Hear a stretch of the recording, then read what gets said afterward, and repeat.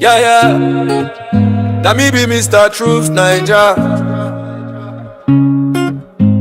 The man we want peace, the man we know the hate. The man we stand for progress for everybody. I talk I'm clear, we all deserve better. We deserve suffer, no be so God right am. Now why Mr. Truth9ja dey open him mouth? If it pain you, adjust your mind. Na truth I dey yarn, no be fight I dey find. We dey hustle for light, then they give us dark. We dey hustle for food, then they chop our part. But still, hope no dey die for heart. We go rise, we go shine. No force fit stop our time. Anybody where we us down, we go jam reality ground. Make the fire of truth chase every lie away. Make the fire of justice burn the greed way day. Anybody where they block our way, thunder of karma go show them say it go better for us all. And a God go bless us all.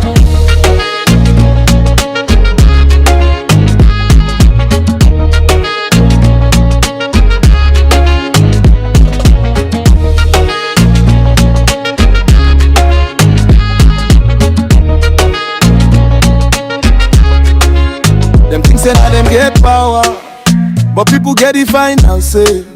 Now unity they raise tower, no darkness fi block our day. If your mission not to thief, waiting belong to me and you. Truth go drag you, come out, expose your crew. No because na natural law, but you sow now you go reap for sure. We go rise, we go shine. No force fit stop our time. Anybody when we us down, we go jam reality ground. Make the fire of truth chase every lie away. Make the fire of justice burn the greed way day. Anybody where they block our way, thunder of karma go show them say it go better for us all. And a God go bless us all.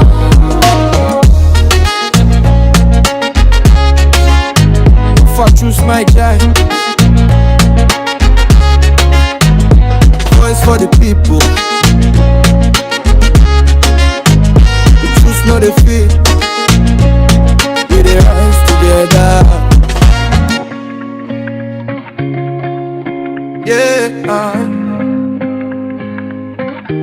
One love, one vibe too. One love, my people till the end. Oh yeah. It don't tell we they shout for peace, but them still they play us like film. We don't get tickets. Them say we be giant, but we still they crawl. Every day they be like say we fall, but me I believe say we go rise again. Now unity go reap away the pain. From Kano down to Lagos, man, are the same red blood they our vein. If love no day, waiting remain. Make we stop to the fight for name. No tribe, no hate, no shame. Not together we go win this game. Peace go reign, peace go reign. For Naija, peace go reign. No more blood, no more change. Together we go rise again. Peace go reign. For Naija, peace go reign. No more wahala, no more pain. Together we go rise again.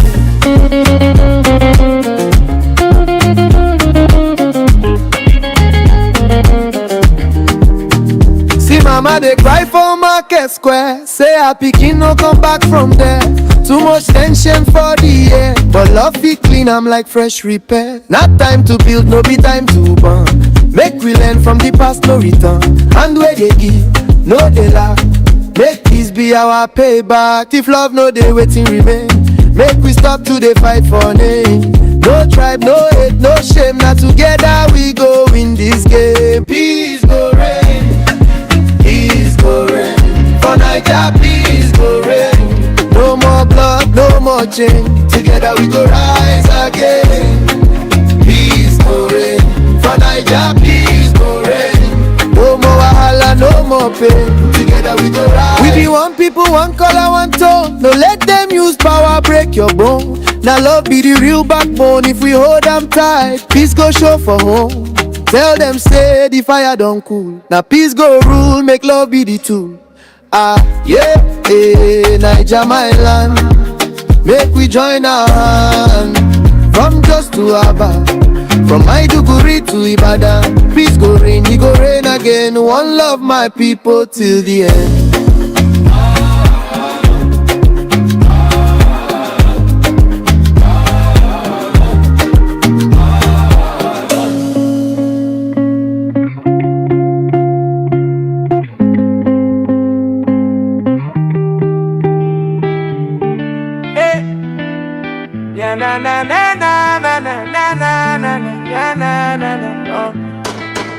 In the name of the Father, and of the Son, and of the Holy Ghost, we cry out as one.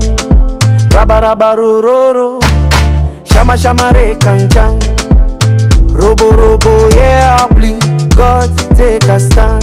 Come rescue us from APC's web of lies. Propaganda, they choke us under dark skies. We say Tinubu ban open grazing time. Capital offense, we dance in the line. But Piam, APC change mouth. Send a fake news, send a fake news. We happy, we celebrate. Now we confused, now we confused. Life come tire me, oh this pain too deep. From a party where truth they forever sleep. Naija no hope again. Under their reign, under their reign. Not if we come out of APC. Just rain of pain, just rain of pain. Which kind life be this? It too they stress, it too they stress. God, come save us from this political home. Why APC go protect them when they buy our own? Cow and fool and the terrorists sit on the throne. First class citizens while we dey slave away. In our own land, we no get saved. But everything we get, beginning get end. Tinubu your pack we full and need don't bend. You think say the killings go buy you more time. Second time na joke, you crossing the line. Damn, APC change mouth. Send a fake news, send a fake news. We happy, we celebrate. Now we confused, now we confused. Life come tire me, oh this pain too deep. From a party where truth they forever sleep. Naija no hope again. Under their reign, under their reign. Not if we come out of APC. Just rain of pain, just rain of pain. Which kind life be this? It too dey stress, it too dey stress. God, come save us from this political mess. Yeah. People, if you know fit lead, just resign. No more excuses, no more decline. We tired of the lies, the blood on the street. Naija people rising, we no go retreat. Rabba rabba ro ro ro, shama shama call. Holy Ghost fire, make them all fall. In the name of the Father, we stand strong and true. APC propaganda, we done with you. Yes, welcome to Truth9ja. I am Mr. Truth9ja, and I speak absolute truth and nothing but the truth. I am not here today to attack APC. Like I always say, when they do the right thing, I and my team will praise them. But when they do the wrong thing, we will call them out. But that doesn't mean that when I say that APC has done one thing right, it doesn't mean that they are right. Because APC is designed to be a failure from the foundation. So correcting APC is a bit difficult. But this one that Tinubu has done, I must praise him for what he has done. And that doesn't mean that I will not continue my attacks on APC, because APC has shown all of us pepper or pepper promise. So, I don't know if APC will change, but there is big development in the system, which I am very, very, and very happy about. Welcome to my live stream, and I pray that God always protect all of us from what we know nothing about. We shall not be a victim of something we know absolutely nothing about. I was in a prison yard. I went to the prison to see some persons a couple of weeks ago, and I saw people suffering for something they know nothing about. I weep. A country that lacks justice, a country that lacks investigation. You can see the type of police or the kind of police we have today. The first person that reports win the case. That is the country we have today. And once upon a time, there was a police in Nigeria. When you go and report to them for an issue, or you report somebody, then they don't just come and arrest you. They do underground investigation to be sure that the allegation against that person is actually true. But along the line, the Nigerian police lost it. Instead of focusing on the goal, why they wear that uniform, they chose the path of making money. They chose the path of money. So now, if I offend you and I go to police first before you, then I am right. You I offended is wrong. That is the police we have today. That is why so many persons are suffering for something they know nothing about. Nigeria needs serious restructuring. And if the restructuring cannot work, then let Nigeria divide. Let everybody mind his business. Let everybody be in his country and mind his business. Because a section of the country cannot be pushing for the betterment of everyone. And then the other part of the country will want chaos and destruction of the country. But that's not the topic of today. The topic of today is Tinubu's strategic appointment of General Christopher Mustafa, a hope in the right direction. It is an appointment in the right direction. And I want to commend him or commend him for that.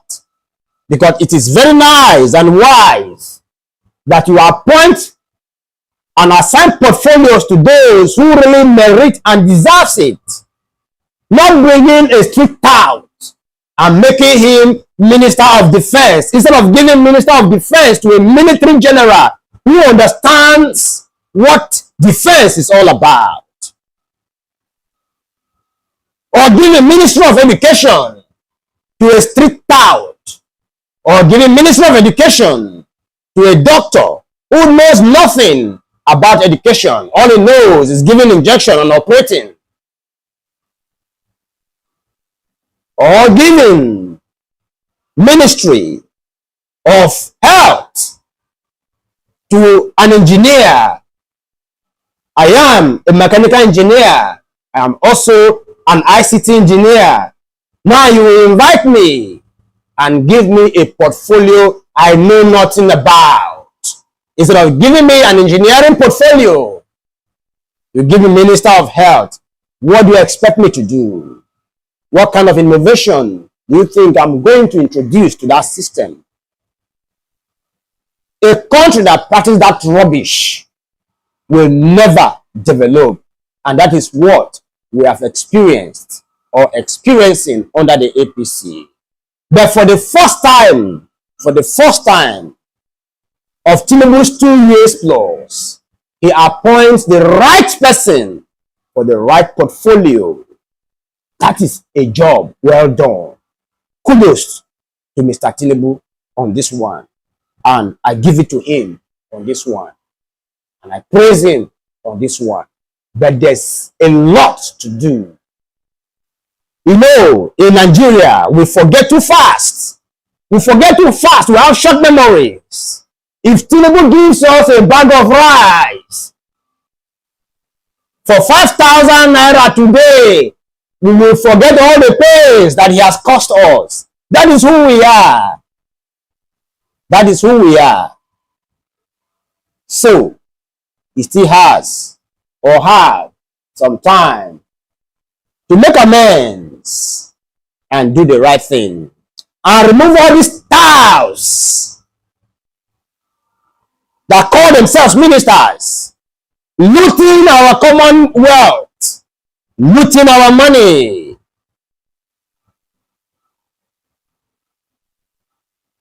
Eating us dry and delivering nothing.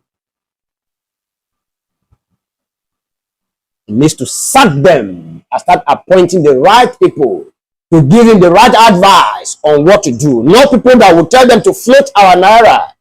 Not people that will tell them, tax the people the more. Not people that will tell them, tell the Mr. President, frustrate the hell out of your citizens. That is not what we want in Nigeria. So welcome to my live stream. And may God bless us all. Like I said before, the topic of today is Tinubu's strategic appointment of General Christopher Mustafa as the CDS, Chief of Defense Staff of Nigeria.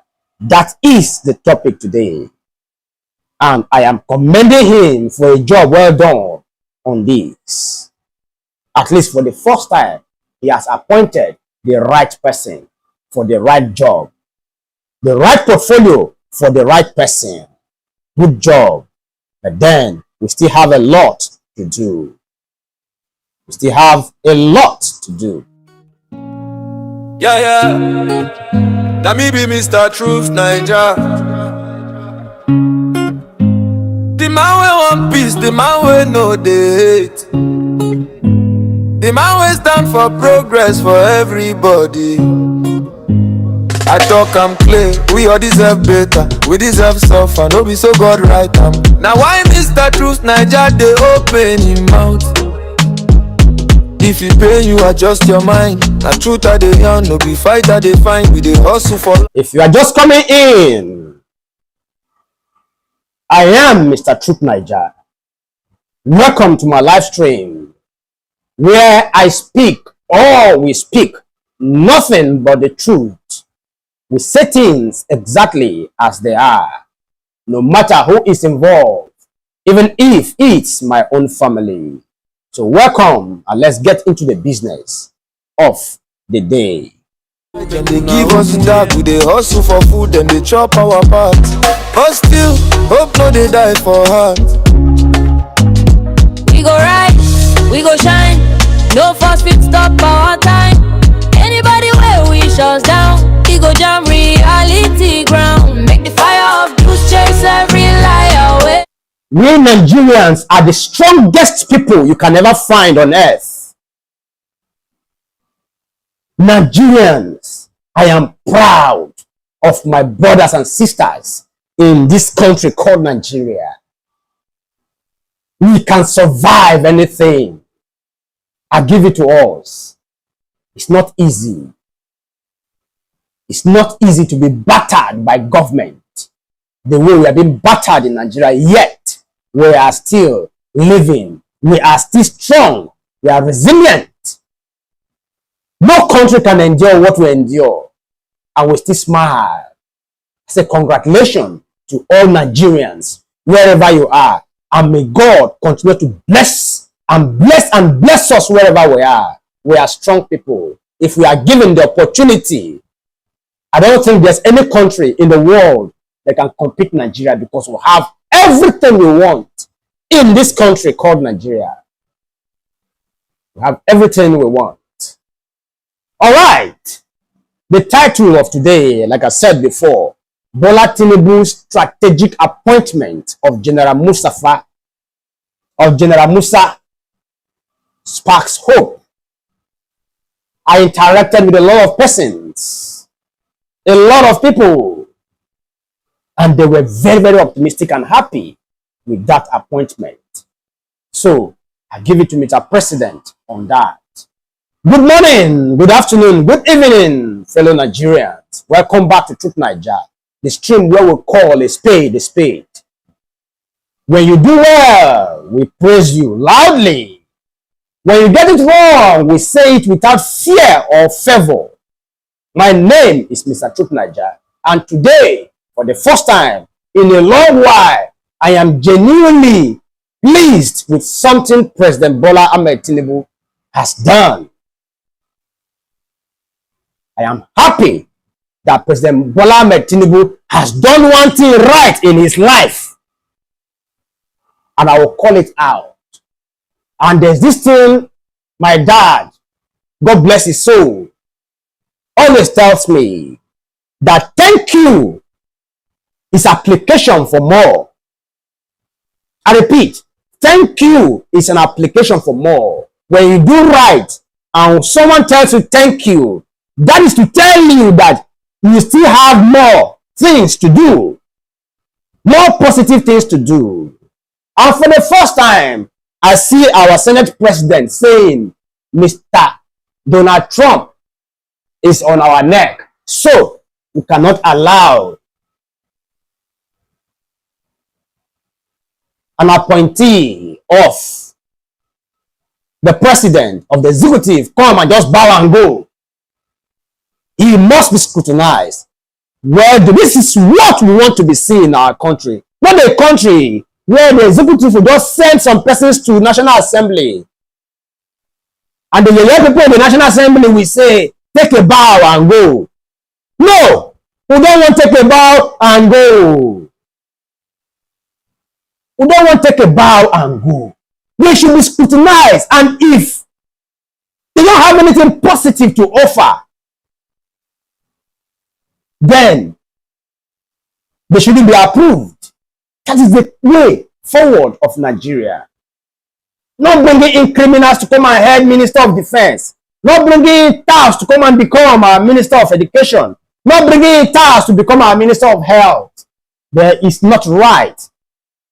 And it's also high time, before the president sends a nominee to the National Assembly, a portfolio should be assigned to that particular person before sending that person to the National Assembly. So when the National Assembly members are grilling this person, he should be focused on the portfolio that has been assigned to him. That is how a country works. That is how a country should work. So on this one, Mr. President, Mr. Bola Tinubu, thank you, you have done a good job. And my thank you is an application for more. You need to sack all these Lagos boys that are your ministers and put the right people. And I tell you, Nigerians will forget all the pains you have cost them. You will forget all the pains you have cost us and sing your praise. That's who we are. That is how God has created us. And one good thing about us Nigerians is that what you think will kill us will not kill us. What will kill other people cannot and will never kill us, because we are strong people. We are not lazy people. We are not lazy people. We always find a way out of everything. We always find a way out on how to survive on every situation we find ourselves. That's who we are. Other countries cannot withstand increment of bread. But everything in Nigeria today has been increased by almost 1,000%, but we are still here. Are still wearing a smiling face. We are great people. And I am proud of all of us. Nigerians. I am proud of all of us. Our mothers, may God bless you all. Our fathers, may God bless you all. Our children, you all will be great in future.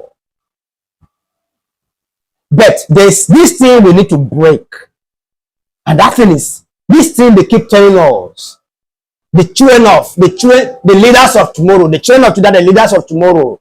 We need to break it. Because the children of today are not the leaders of tomorrow. The current leaders have refused to give the children of today or the children of yesterday the opportunity to become the leaders of tomorrow. It is time we start asking relevant questions. It's time we start asking relevant questions. So welcome to my live stream once more, and may God bless us all. Let's listen to this song, then we'll come back to the main topic of the day. Yeah, one love, one vibe too. One love, my people till the end. Oh yeah. It don't tell we they shout for peace, but them still they play us like film. We don't get keys. Them say we be giant, but we still they crawl. Every day they be like say we fall, but me I believe say we go rise again. Now unity go reap away the pain. From Kano down to Lagos, man, are the same red blood they our vein. If love no day, waiting remain. Make we stop to the fight for name. No tribe, no hate, no shame. Not together we go win this game. Peace go reign, peace go reign. For Naija, peace go reign. No more blood, no more change. Together we go rise again. Peace go reign. For Naija, peace go reign. No more wahala, no more pain. Together we go rise again.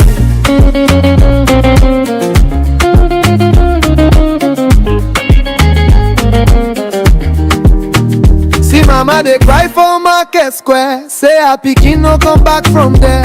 Too much tension for the air, but love be clean, I'm like fresh repair. Not time to build, no be time to burn. Make we learn from the past, no return. And where they give, no they lack. Make this be our payback. If love no they waiting remain. Make we stop to the fight for name. No tribe, no hate, no shame. Now together we go win this game. Peace go reign, peace go reign. For Naija, peace go reign. No more blood, no more change. Together we go rise again. Peace go reign. For Naija, peace go reign. No more wahala, no more pain. Together we go rise. We be one people, one color, one tone. No let them use power break your bone. Now love be the real backbone. If we hold them tight, peace go show for home. Tell them say the fire don't cool. Now peace go rule, make love be the tool. Yeah, Naija my land. Make we join our hand. From just to Aba. Somebody's asking who sang this song. I am the artist. I am the artist who sang that song. And the song, all the songs I play on my live stream, I sang all of them. They are my songs. And the songs were produced at Cool City Records in Port Harcourt. I don't do my music for business. I do my music to pass a message to the government.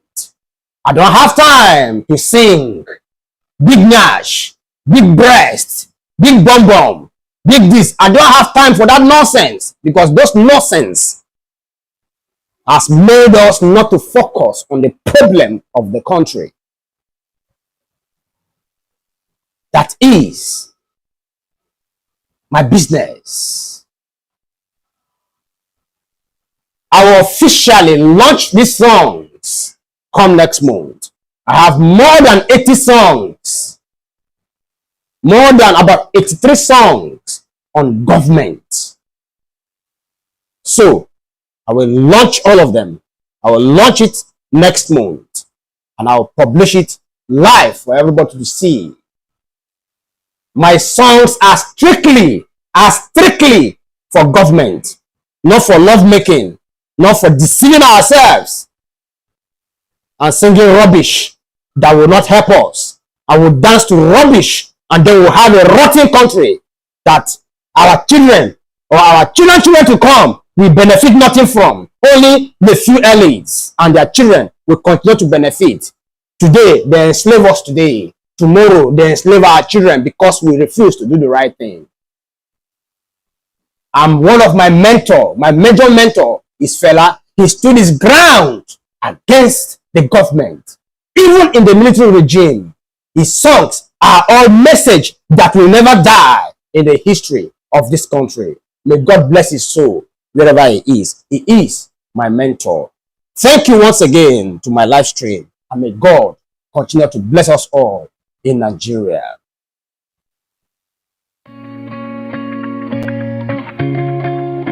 Yeah, one love, one vibe too. One love, my people till the end. Oh yeah. It don't tell we they shout for peace, but them still they play us like film. We don't get tickets. Them say we be giant, but we still they crawl. Every day they be like say we fall, but me I believe say we go rise again. Now unity go reap away the pain. From Kano down to Lagos, man, are the same red blood they our vein. If love no day, waiting remain. Make we stop to the fight for name. No tribe, no hate, no shame. Not together we go win this game. Peace go reign, peace go reign. For Naija, peace go reign. No more blood, no more change. Together we go rise again. Peace go reign. I want a country where peace will reign just as the old days. Then we don't care where you are from. Are you a Yoruba man or a Yoruba woman? Are you an Ijaw man or an Ishekiri man? Are you a thief or an Idoma? Or are you an Igbo man? We were always proud of ourselves. I remember those days. One of our neighbor, Mama Funke, when she gave birth to her baby, for good 1 week, my mother didn't come back home. My mother was always in their house, bathing this woman, taking care of this child. That is how much we loved one another years ago. But we allow criminals in government to divide us. And some of us are so stupid to follow these useless politicians that never means well for you or me. And then we lost that love we once shared and start attacking one another when there's no need for that.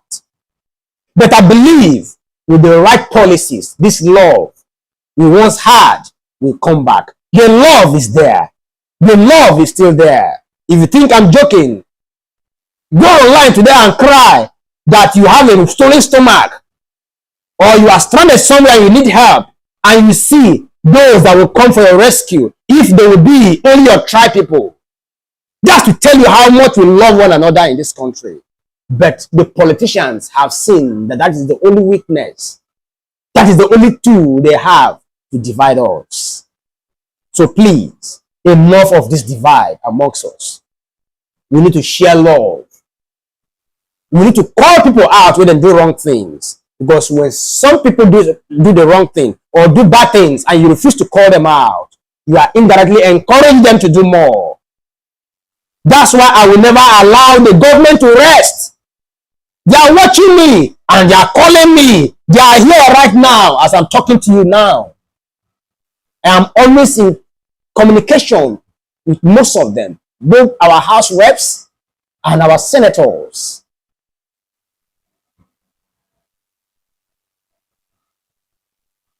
I am always on communication with them.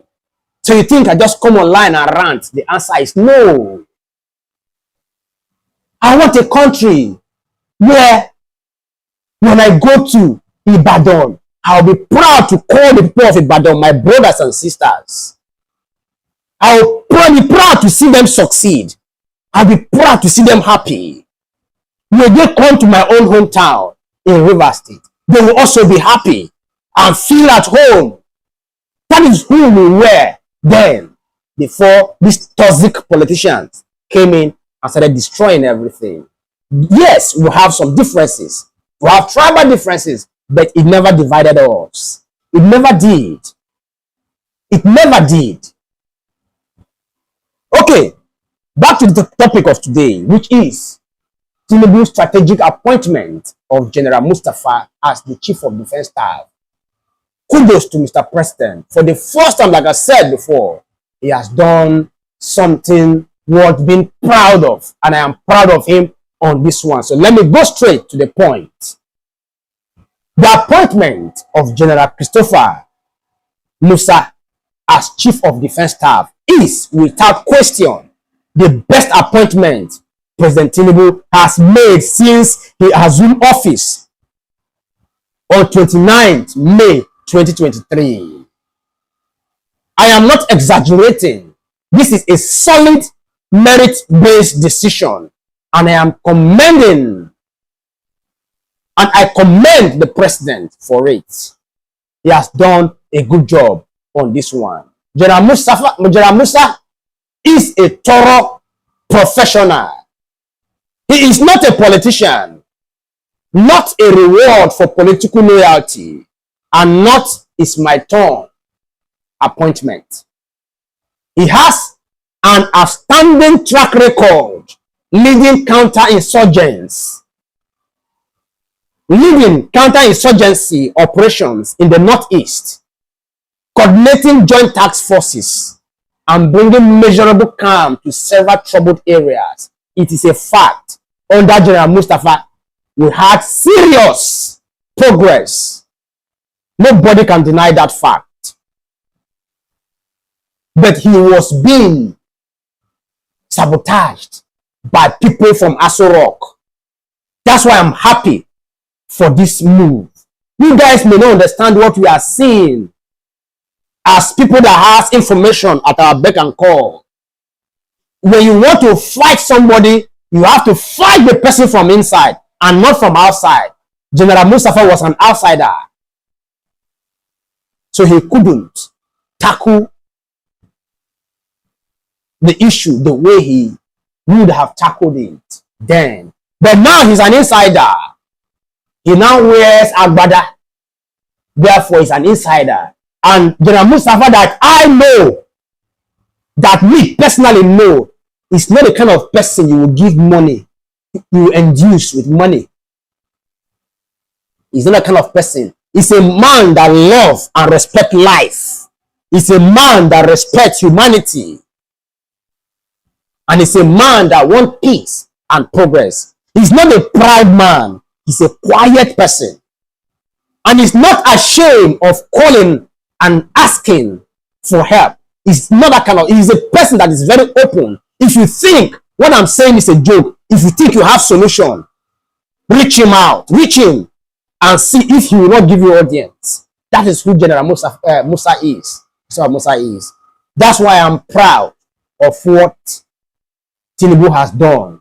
He got it right on this one. So I give it to him. He is quiet, focused, and let his work speak for him. Mr. President, well done on this one. I must also commend the Senate President, Senator Gosu Akpabio, and the entire Senate for once in their life. Since the emergence of this Senate, we did not witness the usual take a bow and go ritual for service chiefs. They asked real questions. Good job. They grilled the nominees. That is exactly how it should be. The National Assembly must stop being a rubber stamp. We need legislators who will put every executive appointee under serious scrutiny. That's what we want. Senator Akpabio, please maintain this standard. That is what every Nigerian wants. That is what we all want. Now, having given credit where it is due, let me be very clear. This single appointment does not erase the many problems that still exist in this administration. One good appointment does not fix the cabinet that is still largely filled with political compensation, loyalty rewards, and square pegs in round holes. Mr. President, many of your ministers are still in the wrong portfolios. People who have no background in education are handling education. Individuals who have never managed infrastructure are overseeing works and housing. Career politicians with no agricultural experience are in charge of food security. It is not simple. It is not simply, and it's not good enough. It is not good enough. It is hard time we start appointing the right people for the right job. And then there's this issue of lopsided appointments. Sir, the Yorubas are a great people, but Nigeria has over 250 ethnic groups. When Nigerians look at the list of your ministers, special advisors, agency heads, and board chairmen, it feels overwhelmingly southwest. It feels overwhelmingly southwest. Even my Yoruba citizens, even many Yoruba citizens, most of my Yoruba friends are uncomfortable with how pronounced it is. So, sir, please slow down on the nepotism. Spread the appointments more equitably. When people see fairness, trust will return. Right now, a large section of the country still feels excluded. So, this appointment of General Musa is a very good signal, but it is only the beginning. It is first gear, not cruise control. To the new CBS, General Musa, Christopher, congratulations once more. Congratulations once again. The entire nation is looking up to you. Insecurity has worn us out. Bandits are practically taxing citizens in Zamfara, Kaduna, and Naija, sorry. Boko Haram is still active in parts of the northeast. The southeast is grilled by violence and enforced sit-at-home orders that have crippled the economy. Farmers can no longer go to their farms without fear. School children are still being adopted. General, the tax is enormous. But we believe, I personally believe, you have the competence, the experience, and the integrity to make a difference. May God grant you wisdom, courage, and the moral strength to always speak truth to power. Because the major problem we have in this country is these ass lickers called ministers. They refuse to tell the president the truth. They go to the president and tell him, Nigerians are enjoying. Nigerians are proud of you. Why, if you go to the street, out of 100 persons you will see, 99% will say the president has failed. The president is punishing us. I have done more than 1,000 polls and all of them are the same. Because the ministers are the problems we have. The ministers are the problem we have. If they can tell the president the truth, then Nigeria will be on the right direction. I am telling you the truth. It's not a joke. Final message to President Tinubu. Sir, you still have time to rewrite your legacy. Sack the underperforming loyalty first ministers. I repeat, sack the underperforming loyalty first ministers. Bring interested technocrats and professionals. Place them in the ministries where their skills are most needed. Reduce the tribal coloring of appointments. Do this consistently, and Nigeria will begin to heal and move forward. You have the power to make it happen.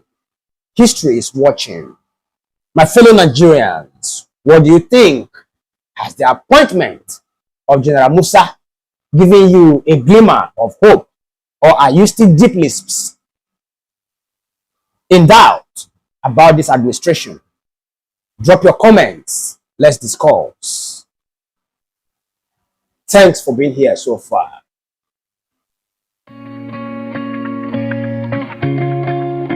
Yeah.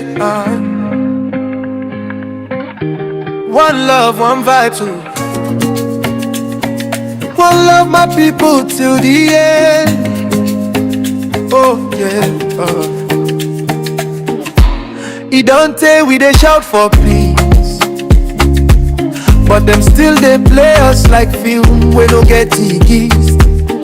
Them say we be giant, but we still they crawl. Every day they be like say we fall, but me I believe say we go rise again. Now unity go reap away the pain. From Kano down to Lagos, man, are the same red blood they our vein. If love no day, waiting remain. Make we stop to the fight for name. No tribe, no hate, no shame. Not together we go win this game. Peace go reign. Peace go reign. For Naija, peace go reign. Peace will definitely reign in Nigeria. And before I forget, I'm bringing the pidgin English version of this analysis that I just finished analyzing now, or this message that I just finished passing now. And let's not forget that America is still on the neck of Nigeria. They are not letting Nigeria go. They are on the neck of Nigeria. And they are hell-bent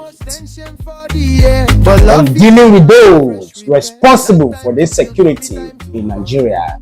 And I have a lot of videos lined up to be played today. Alright, without wasting our time, let's start with the first video.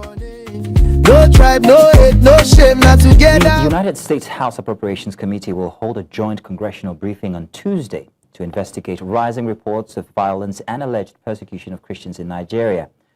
The meeting, led by Congressman Mario Diaz-Balart, with support from members of the Appropriations, Foreign Affairs and Financial Service Committee, will feature testimonies from the U.S. Commission on International Religious Freedom, as well as other security and human rights experts. Lawmakers say the aim is to compile a report requested by President Trump on what they describe as a massacre of Nigerian Christians, and to outline possible U.S. intervention to help protect religious minorities in the country.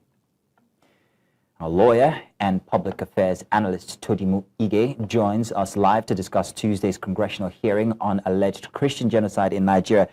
Truth9ja, you're welcome. Thank you very much for joining. Good to see you again. It's been a while. I was wondering, the reference to Nigerian Christians as minority, but we'll come back to that. But what prompted the U.S. House Appropriations Committee to hold this joint congressional briefing on violence in Nigeria at this time, do you think? Well, thank you for having me. It's good to be here again. Now, in respect of the committee having a meeting or a sitting or a hearing in respect of whatever they feel that is going on in Nigeria, is not out of place. It is whatever decision and the next steps that they take that will now determine whether they are whatever steps they are taking is appropriate or in line with best international practice. But it is not out of place for them to have that kind of hearing to decipher and determine if there are cases of genocide or abuse in Nigeria. Now, how significant is the role of religious persecution, particularly against Christians, in the broader context of Nigeria's insurgency and violence? Well, as it stands, the truth of it is that no one should be persecuted on the strength of their religion.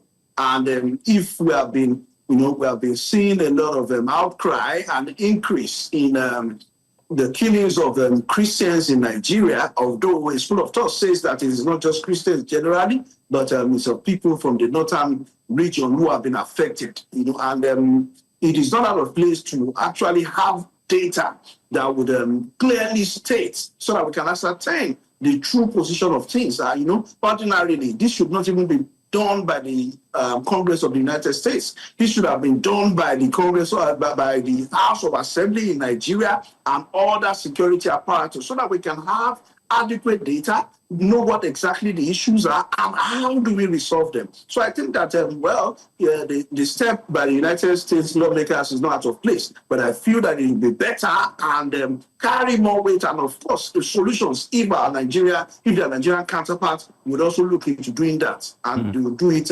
holistically. Truth9ja, how much of the weight on this matter is because these are minority Christians? What if they weren't Christians? What if there were other religious groups? Would there be no attention to the violence in Nigeria? Would the U.S. stand out and say, they're okay?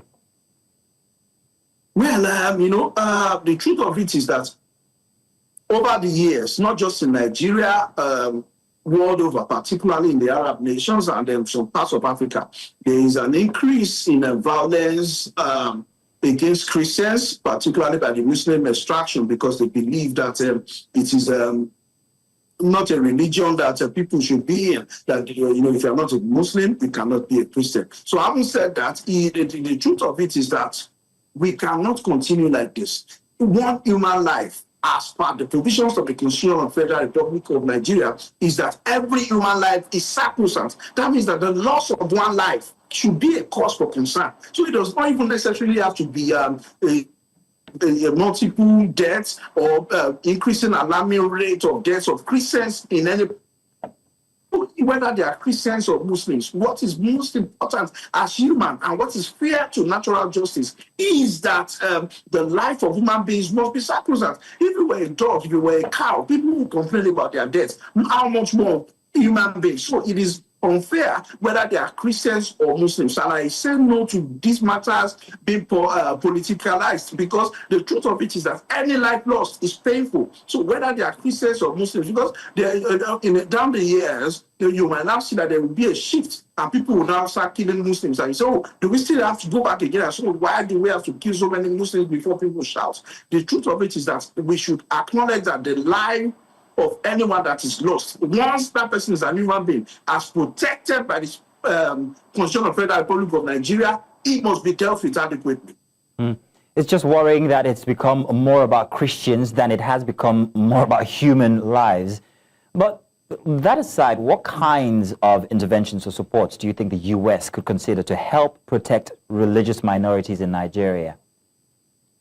Well, yes, for the U.S., the first step that they can take in respect of these issues are, number one, to send in support in respect of infrastructure, military device, military tools and equipment to enable Nigeria, to enable the Nigerian military and the security apparatus to deal with these issues decisively. Also, number two is the issue of, the Nigerian government has over the years complained that who has been funding these radicals, who has been funding these bandits, that money has been exchanging hands through one medium or the other. And they claim, and they allege rather, that these people have international funding. The U.S. can intervene in this direction by, by nipping or cutting the source of the funding. Number three is that the United States, of course, what they are doing currently is to put pressure on the Nigerian government to ensure that it stands up to its responsibility. If the U.S., because you will see that over the time when President Trump called out the Nigerian government and said that they were going to take decisive action, we saw that it gained a lot of traction, not just in Nigeria, in the world over. So it means that the pressure from the United States would make our government sit on its toes and do what is needful in respect of ensuring that the lives of Nigerians are protected. Of course, we don't need the United States to come in and mediate in this instance, but it's unfortunate where we have found ourselves, and I think that it's a step in the right direction. Truth9ja, at what price, however? No one's talking about what Nigeria has to give back should the U.S. actually intervene in the situation. Well, the truth of it is that U.S. can intervene by sending in support, but I am not in support, and I'm not of the view that the United States should send a military response. And because why would I say that? Because if you look at world over, from experience over time, there are places that the United States have intervened in respect of genocide or civil wars. It has been observed that peace and stability takes time before it gets back to such countries. And we can talk about Iraq, we can talk about Libya, and so many. There are quite a number of examples that the military intervention of the US, even Afghanistan, we have quite a number of them that the instability persists, even in spite of the military intervention of the United States. And why is this? Because these problems are generic, they are local, and it is best that they are addressed locally by the leaders of the nation. How can the US do this? The best way is that they can support the government in power and ensure that the needful is done by pushing them to protect the right of their citizens. So how will the report requested by the President Trump, how will it influence US policies towards Nigeria and also the ongoing security challenges that we are experiencing? Yes. Now, the truth is, now if the US conducts its intelligence, it conducts its hearing, and is able to discover the reason why, because the essence of this, before the military of the US intervenes, before the United States government intervenes, rather, what they are trying to do is to ascertain what exactly is the cause of this issue. And that's a very good move, because it is best most times to understand where the issues are coming from. We need to understand the issues from the source so that we can be able to deal with the issues adequately. And I think that the steps by the United States to conduct its own investigation, invite people to come and speak out their truth, and to also observe what exactly are the source so that we can deal with these issues from the root cause. So I think that is fair. So you think the entire process from when Trump designated Nigeria a country of particular interest up until now has been a proper process? Do you not think the investigations should have come before that redesignation? Yes. I also believe that the way President Trump called out Nigeria wasn't appropriate. He put a lot of pressure, and I feel that they have gone the route of, they have retraced their steps by conducting this hearing. Though they would not come out boldly to say that, we erred by designating Nigeria of particular interest without conducting investigations. So I think that having received emissaries from Nigeria, having heard from the Nigerian government and other pressure groups, the United States have seen that there is a need to ascertain and understand what exactly is going on in Nigeria and know how best to address the issue. All right. America is still on Nigeria. Nigeria Christian genocide saga. And I still maintain that Christians are being killed in Nigeria. There's no two ways about that. There's no two ways about that. If America hadn't threatened Nigeria, I don't think we will have this General Musa appointment that people are happy about today. If America hadn't pressured the government, I don't think that our National Assembly will scrutinize our appointees. All they will do is come and take a bow and go. Rubber stamp style. But for the first time in this Senate, this current Senate, there's nothing like take a bow and go. They are scrutinizing the appointees. And according to the information reaching me now, reign of mockery may not be approved. His appointment may not be approved, so because so many senators are against him. That is what we want in Nigeria. Not any one deputy, maybe a terrorist will be nominated one day, sent to the National Assembly, and National Assembly will say, take a bow and go. But Donald Trump has changed the whole system. May God bless Donald Trump for what he has done. And the pressure should continue.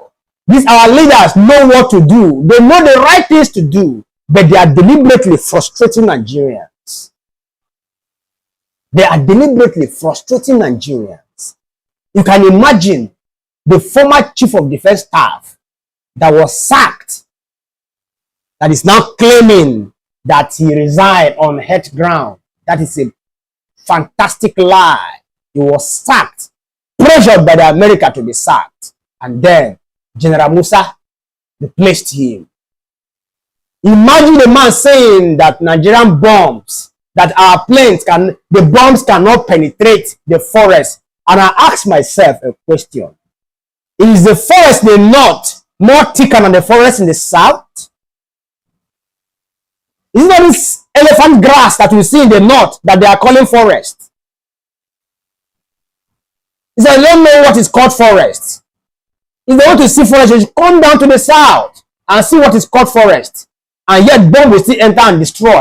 Is it not this bomb they've been bombing all these people that do bunkering here in River State?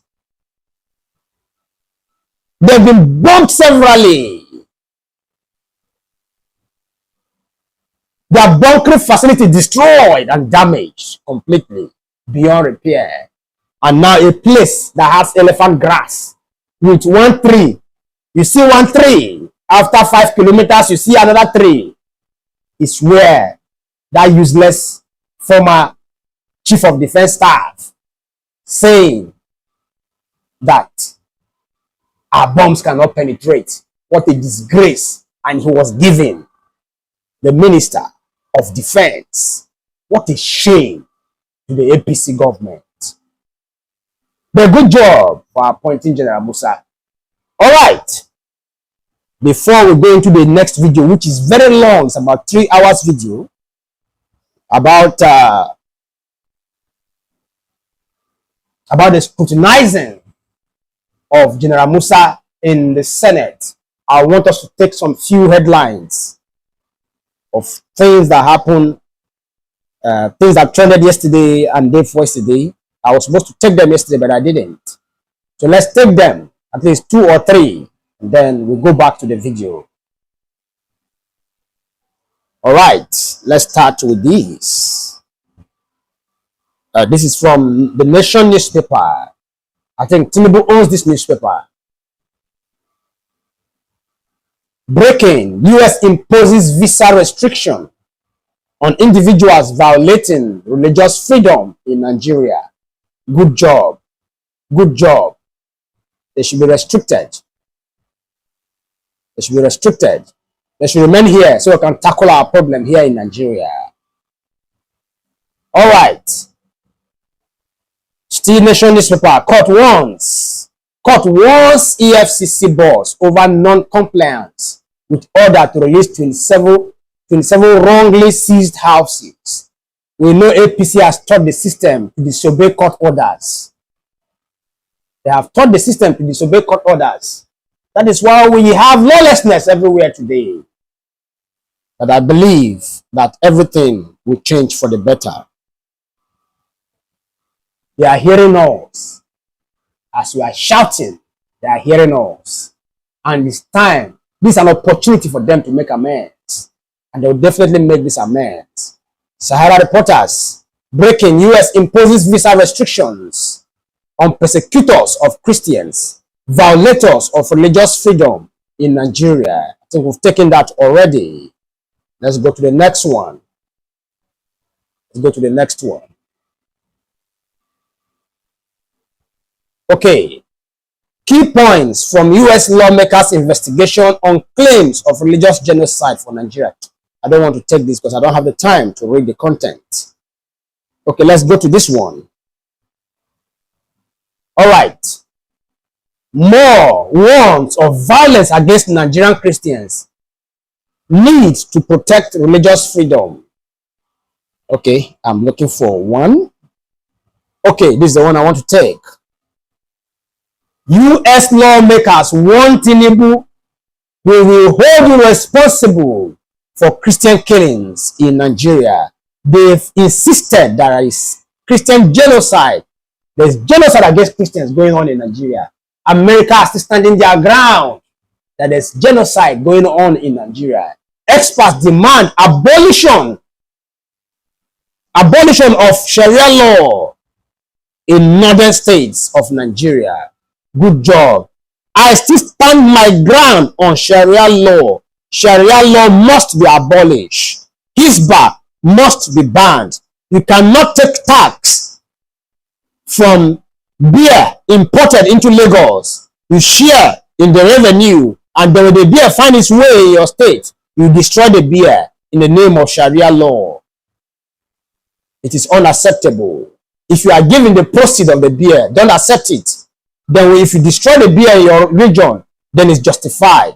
You cannot partake in eating the proceeds of the beer imported into Nigeria, then you destroy it in your place. It is unacceptable. And if the North insist that Sharia must stay, then the country should be divided. Let the North go their own and manage and practice their Sharia law over there. We don't need Sharia law in Nigeria. And Nigeria can never be Islamized. And I'm telling you that before, the Christians were the majority in terms of population. That is why the Muslims, these radical Muslims, are deliberately reducing the population of Nigeria. And that is why they are deliberately giving birth to children up and down and throwing them on the street so that they can stick and stand with that number. What they are after is the number. Not that they have anything special to offer the country. So that Sharia must go. If they want to remember Nigeria, the Sharia must go. Hisbah must be banned. And Sharia must be removed from our constitution. If they don't agree to it, we that have paper and pen, we are very good at writing and petitioning. We have been petitioning the country, the government for years now, and finally they've had us. So we will continue to petition if the Sharia law will continue. But I love what America is doing. God bless America. Today, tomorrow, and forever. I think I need to read one or two paragraphs of this article. Okay, Lagos U.S. lawmakers issued the strongest warning yet to President Bola Tinubu, accusing his administration of enabling a wave of anti-Christian violence and insisting that Washington will hold him responsible if the killings continue. The warning came during a joint Capitol Hill briefing led by Rep. Mario Diaz-Balart, Vice Chair of the House Appropriation Committee, and members of the House Foreign Affairs Committee. Lawmakers described the violence not as banditry, but as systematic, religiously targeted persecution of Christians across Nigeria's North and Middle Belt. This is not farmer-herder conflict. This is religious cleansing, said Rep. Brian Mast, chairman of the House Foreign Affairs Committee. Whether it's Boko Haram, ASWAP, or radicalized Fulani militants, the goal is the same: drive Christians from their ancestral lands and impose extremist ideology. The briefing follows President Trump's October 31st directive. All right, I think I will end it there. That's a good job well done by the America Appropriation Committee. Our government should be, since our government has refused to listen to us, since they have refused to listen to us, then a country that has the power to force them to listen should do so. They should do so. Okay, let's listen to this peace song again. And the album is Cunning Duets. And the artist is Mr. Truth9ja. Listen to this song, and when we come back, we'll go into this National Assembly video. It's about 3 hours video. It's a long video, but it's worth watching. At least for the first time, our National Assembly is doing the right thing.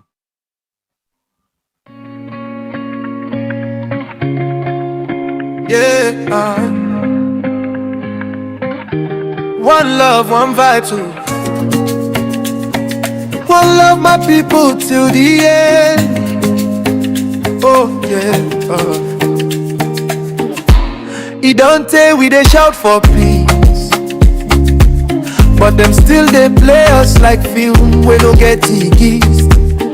Them say we be giant, but we still they crawl. Every day they be like say we fall, but me I believe say we go rise again. Now unity go reap away the pain.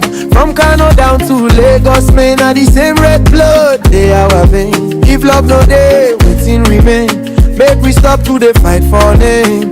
No tribe, no hate, no shame. Not together we go win this game. Peace go reign, peace go reign. For Naija, peace go reign. No more blood, no more change. Together we go rise again. Peace go reign. For Naija, peace go reign. No more wahala, no more pain. Together we go rise again.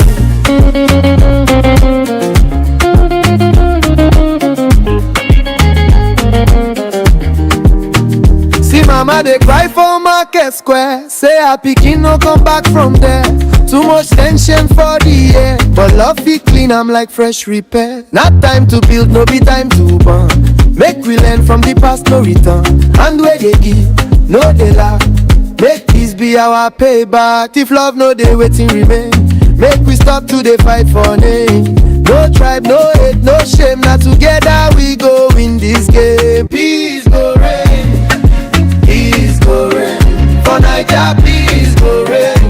No more blood, no more change. Together we go rise again. Peace go reign. For Naija, peace go reign. No more wahala, no more. All right, let me take this pidgin English analysis before going into If we hold them tight, the National Assembly videos. now peace go rule, make love be the tool.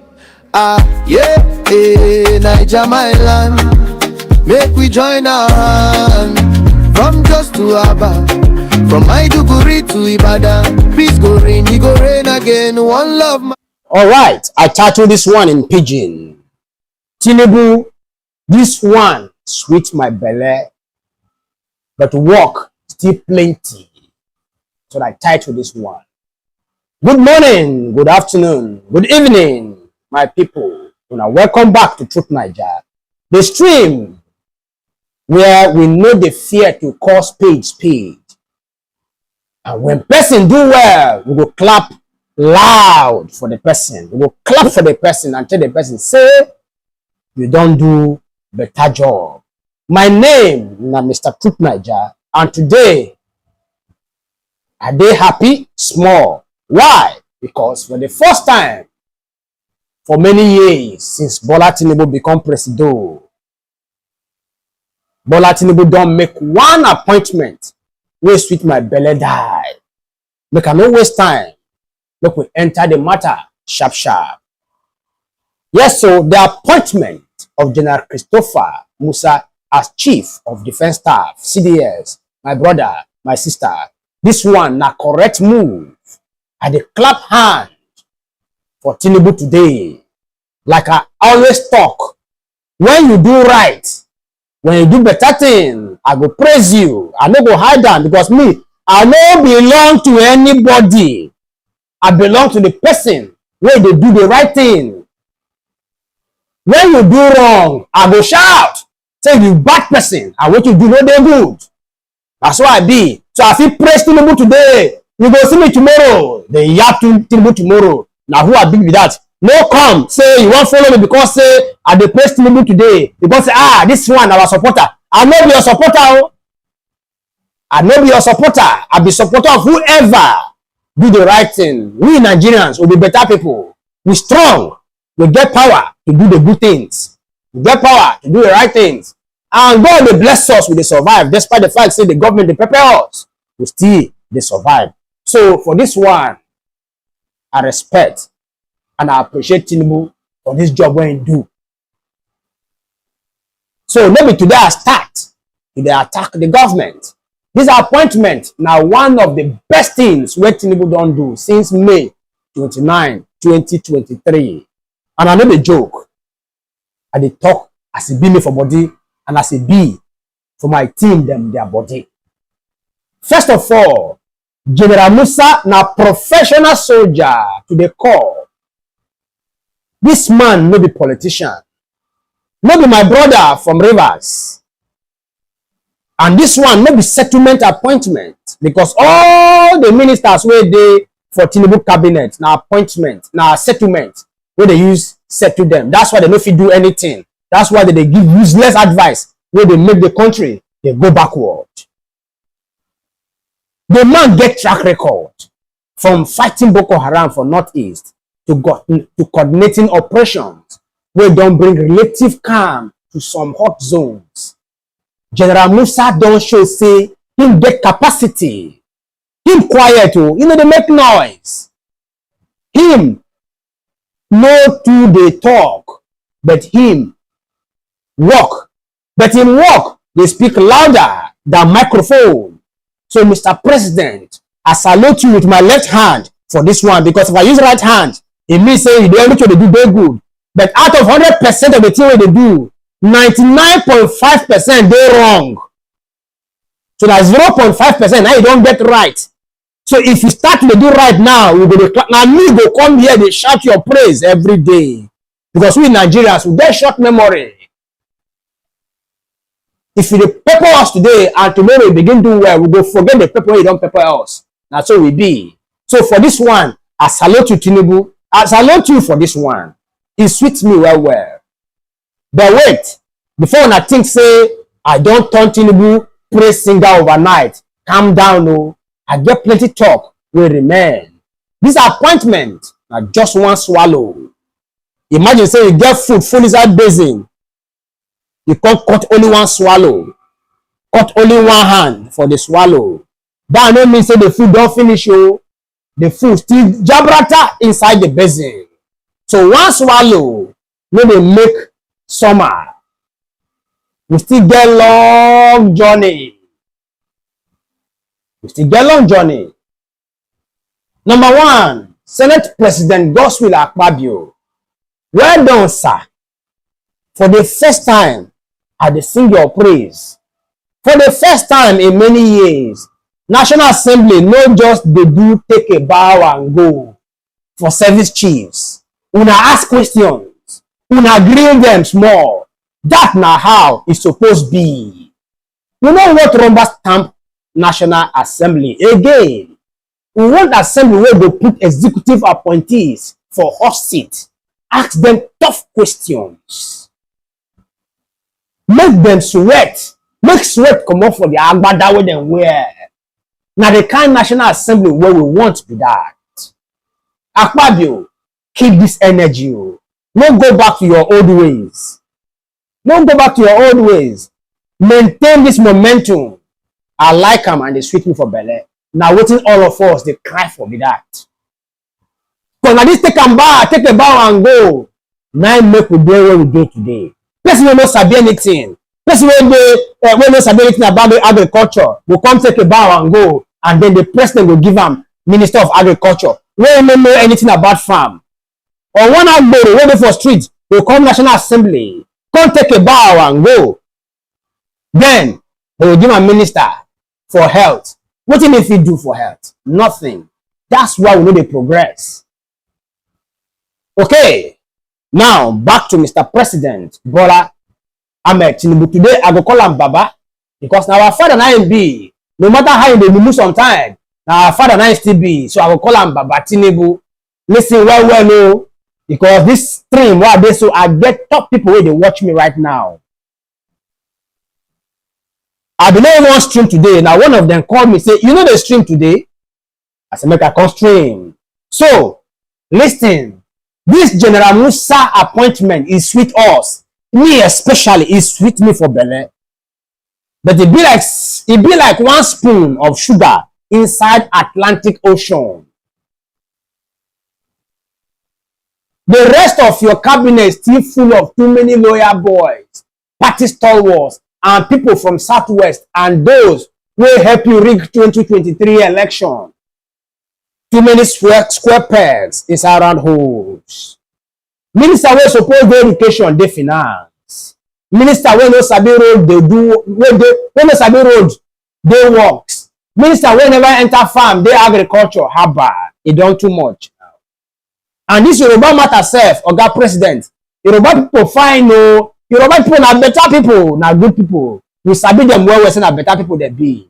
But Nigeria get 250 tribes, 250 tribes, 250 languages. Now we get for this country. When people count your ministers, special advisors, heads of agencies, the list too look like Lagos-Ibadan express traffic. 80% west, southwest. Even Yoruba people say, they complain say it too plenty. Slow down small, sir.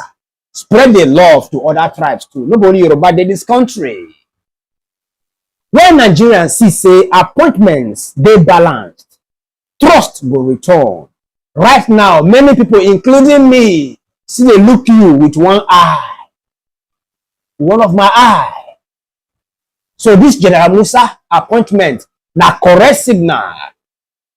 But it will be destination. It will be destination where we want. Now just first gear where you don't put. We still get plenty gear to put. My message to General Musa himself. Odasa, I sabi you very well. I don't meet with you 2 times. Odasa, congratulations once again. The whole country they look you. Insecurity don't tire all of us. Bandits they collect tax for Zamfara, Kaduna, Naija. Boko Haram still they fire rocket for Borno. Unknown government they don't turn southeast to war zone. Sit at home don't turn economy of southeast to sit down economy. I repeat, southeast war zone. Southeast just like war zone. Sit at home don't turn economy of southeast to sitting down economy. Farmers no fit go farm again. School children still be kidnapped. Oga CDS, the work big o, but we believe, me personally believe say you fit do am. God will give you wisdom, strategy, and deliver to tell Mr. President, aka Bola Tinubu, the real truth every time, no matter who they vex. Final word to President Tinubu, sir, you still feel to write your story. Sack all these yes sir ministers. We no get result. Bring technocrats, bring people where sabi the work, bring experts, give them the right portfolio. Reduce this tribal coloration and watch Nigeria begin to heal small. You get the power. History, they watch you, Bola Tinubu. My people, what you una think? This General Musa appointment don't give una small hope, or una still they look Tinubu with one corner eye. Drop waiting in your mind for comment section. Make we argue this matter until I stream again tomorrow, because I don't talk finish for today. The next thing I want to do is to play that National Assembly video where they 3 out, where the whole General Musa for neck ask some questions where they suppose they ask them. Ask some questions where they suppose they ask them. Until then, make una stay safe, stay sharp, and remember, when them do well, praise them. When them forehand, shout them. Naija go better. This na Truth9ja, aka na me, the Mr. Truth9ja, on the bitter truth, signing out. One love. May God be with us all. We'll be strong people for this country. We will survive anything when they bring our way. But the bad one be say, when they survive, make we they talk out. Make we they tell the people they cause us the pain. So what they do? No, they good. Una bye for now. But I still get video to play. Make we listen to this song. When the song finish, I will now play the video for now. Yeah. One love, one vibe too. One love my people till the end. Oh yeah. It don't tell we they shout for peace, but them still they play us like film. We don't get keys. Them say we be giant, but we still they crawl. Every day they be like say we fall, but me I believe say we go rise again. Now unity go reap away the pain. From Kano down to Lagos, man, are the same red blood they our vein. If love no day, waiting remain. Make we stop to the fight for name. No tribe, no hate, no shame. Not together we go win this game. Peace go reign, peace go reign. For Naija, peace go reign. No more blood, no more change. Together we go rise again. Peace go reign. For Naija, peace go reign. No more wahala, no more pain. Together we go rise again.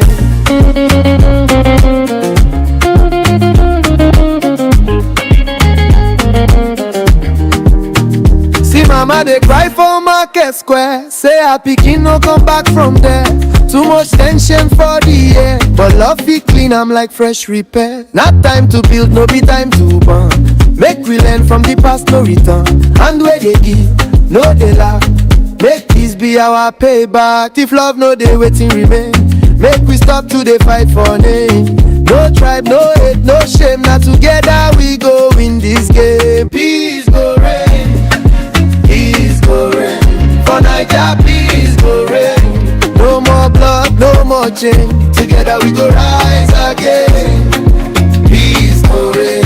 For Naija, peace go reign. No more wahala, no more pain. Together we go rise. We be one people, one color, one tone. No let them use power break your bone. Now love be the real backbone. If we hold them tight, peace go show for home. Tell them say the fire don't cool. Now peace go rule, make love be the tool. Ah, yeah, hey, Naija my land. Make we join our hand. From Jos to Aba, from Maiduguri to Ibadan. Peace go rain, he go rain again. One love my people till the end.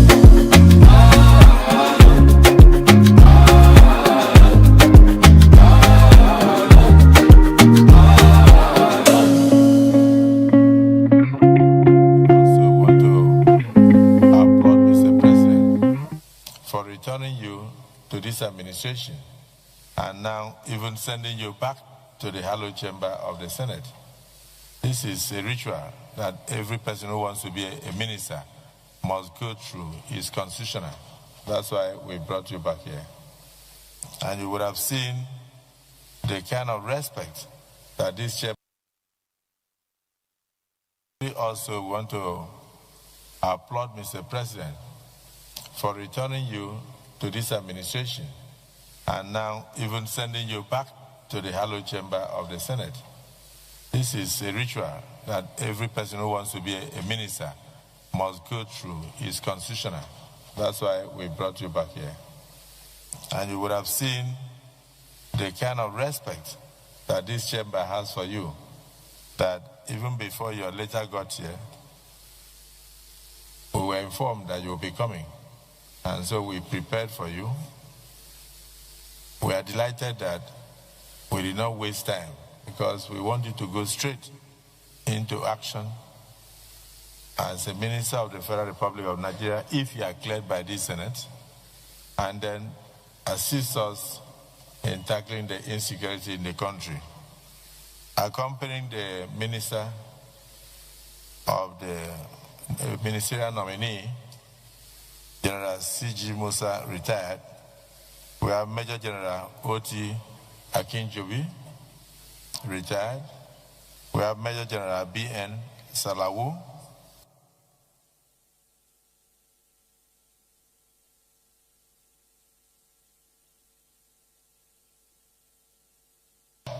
We have Major General C. Ofoche, retired. We have Rear Admiral I. Dewu. We have also Commodore Ogumodede. We have Rear Admiral Shetima, retired. We have Colonel Oyefuga, retired. We have Alhaji Farouk Dogo. We have Alhaji Yakubu Hosseini. We have Mr. General Musa. We have also Alhaji Toko Umar. We have Air Vice Marshal A.G. Bello, retired. We have Brigadier General Tuko Ozao. We also have Air Vice Marshal Ajayi, retired. And also the Special Advisor to Mr. President on Senate matters, and the person of Distinguished Senator Bashir Lado leading them. So you are all welcome to the hallowed chamber of the National Assembly. We now invite the nominee of Mr. President to please take the podium.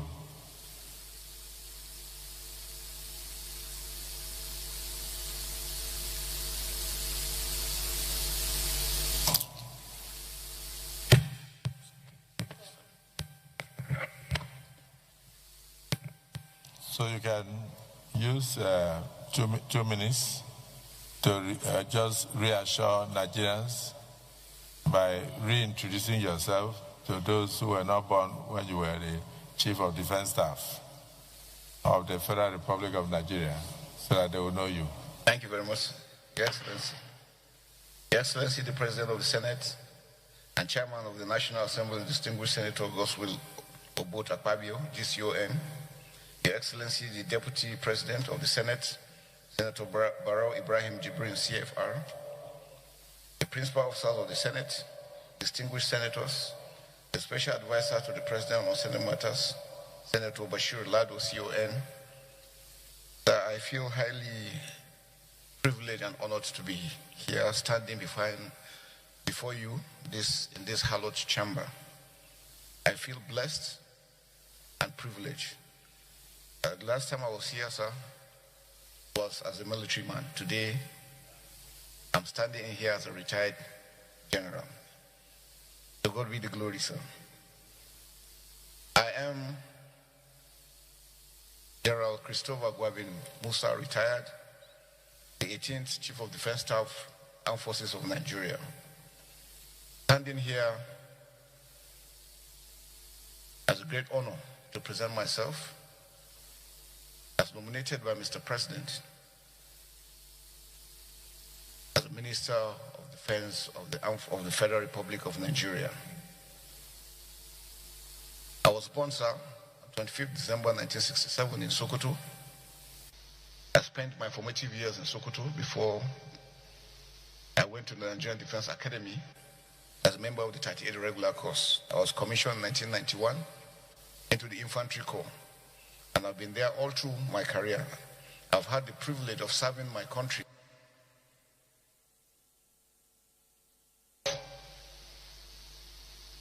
when I got to the Chief of Defense Staff of the Armed Forces of Nigeria. For me, it's a defining moment because it gave me the privilege and understanding of the dynamics of the challenges confronting our great nation, Nigeria. And standing here, I pledge to give my best in ensuring that Nigeria is secured and safe. But we cannot do it alone. No single individual can do it. No single parastatal can do it. We need the support of everyone, every Nigerian and everyone living in Nigeria, working together as a team, because it's going to be a teamwork. The enemies we are dealing with are evil forces that don't mean this country well. And they have no respect for human life. And that's why it's important for us to know that if we don't work together, we'll give them the opportunity to continue to perpetrate the evil acts they have been doing. And that's why it's important that we first must love one another, understand that we're in this together, and believe that the challenges we're facing is a Nigerian challenge. It's not only for the armed forces or for the security forces, but it's for everyone working together. I want to assure you, we're going to work united as we did when I was the Chief of Defense Staff. The important thing is for us to take the ownership of the challenges confronting our dear nation. These are things that we can't defeat. We can't win this war. But until we are deliberate about it, until the way we are determined, knowing that we are brothers and sisters, and God has a purpose, putting us here together, is not to destroy ourselves, but to build ourselves up. And that's, for me, the most important aspect, that all Nigerians must put hands together to defeat the enemy. The Sahel is heating up. And you can see what they are doing to Mali. We will not want such situations to come to Nigeria. And that's why our borders must be secured. Our security forces must be empowered, must be supported. And I want to thank you most especially, Mr. President, sir, for all the support given to me when I was the Chief of Defense Staff. It made a great difference. The National Assembly stood by us all through, despite... Supramalt, multivitamin junior, being mommy, simplified. We'll continue to work together in ensuring that we secure our dear country. Nigeria is great. And we will never be ashamed, and nobody can intimidate us. That I know. Because we are one people, God's people, and will continue to foster, no matter what other ones are saying. Everybody in the world knows Nigeria is great, and it will continue to grow great. Thank you very much, sir.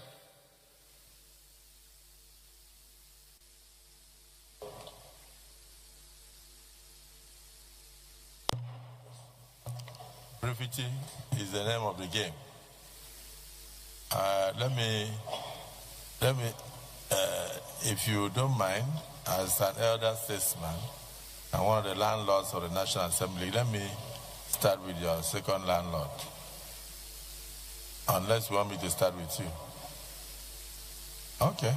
Deputy Senate President. Thank you, Mr. Chairman. The President of the Senate is sitting as the Chairman of the Committee of the Whole. First of all, let me commend Mr. President for nominating the former Chief of Defense Staff to serve as a new Minister for Defense. I say this because he did very well when he was Chief of Defense Staff. He acted very well, worked very well to secure our country. And his relationship with all and sundry was outstanding. You call him at any time of the day about any problem anywhere in Nigeria, he will listen to you. Very, very friendly Chief of Defense Staff who was working around the clock to secure our country. I was very glad when I heard about his appointment. And to say the fact, when he was around, the tempo of attacks were going down until the infamous statement by the President of the United States, which I think later propelled those who don't mean well for our country to begin to attack. I saw what happened in the southwestern part of this country when these issues of banditry and, well, not banditry, kidnappings and the rest, was trying to become the order of the day in Southwest. The leaders of Southwest, in conjunction with the military, and I think he was in charge then, were able to deal with that matter. And now the Southwest is the safest part of this country. Mr. Minister, Honorable Minister Designate, that was done under your watch. It was under your watch. And we praise you for that because of the collaboration we had with these people, with the people of the Southwest. Why can't we, use that kind of system that was used in the Southwest, in the Northwest, and indeed North Central, in order to deal with this problem? Some are even saying that these people are ragtag that could be dealt with if you continue the tempo that you started. Can you please assure us, because we have very much confidence in you, you've acted and we've seen, we know the resilience in you, we know how tough you are, you know how professional you are. Can you please assure, because this is what we want as a country, that this matter will be dealt with once and for all? Thank you very much.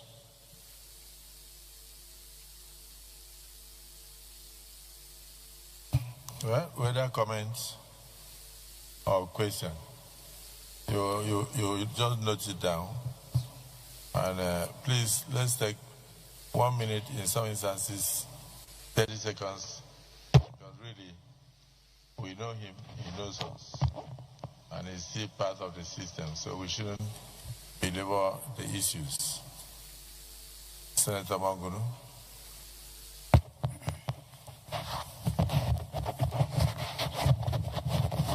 Thank you, Mr. President.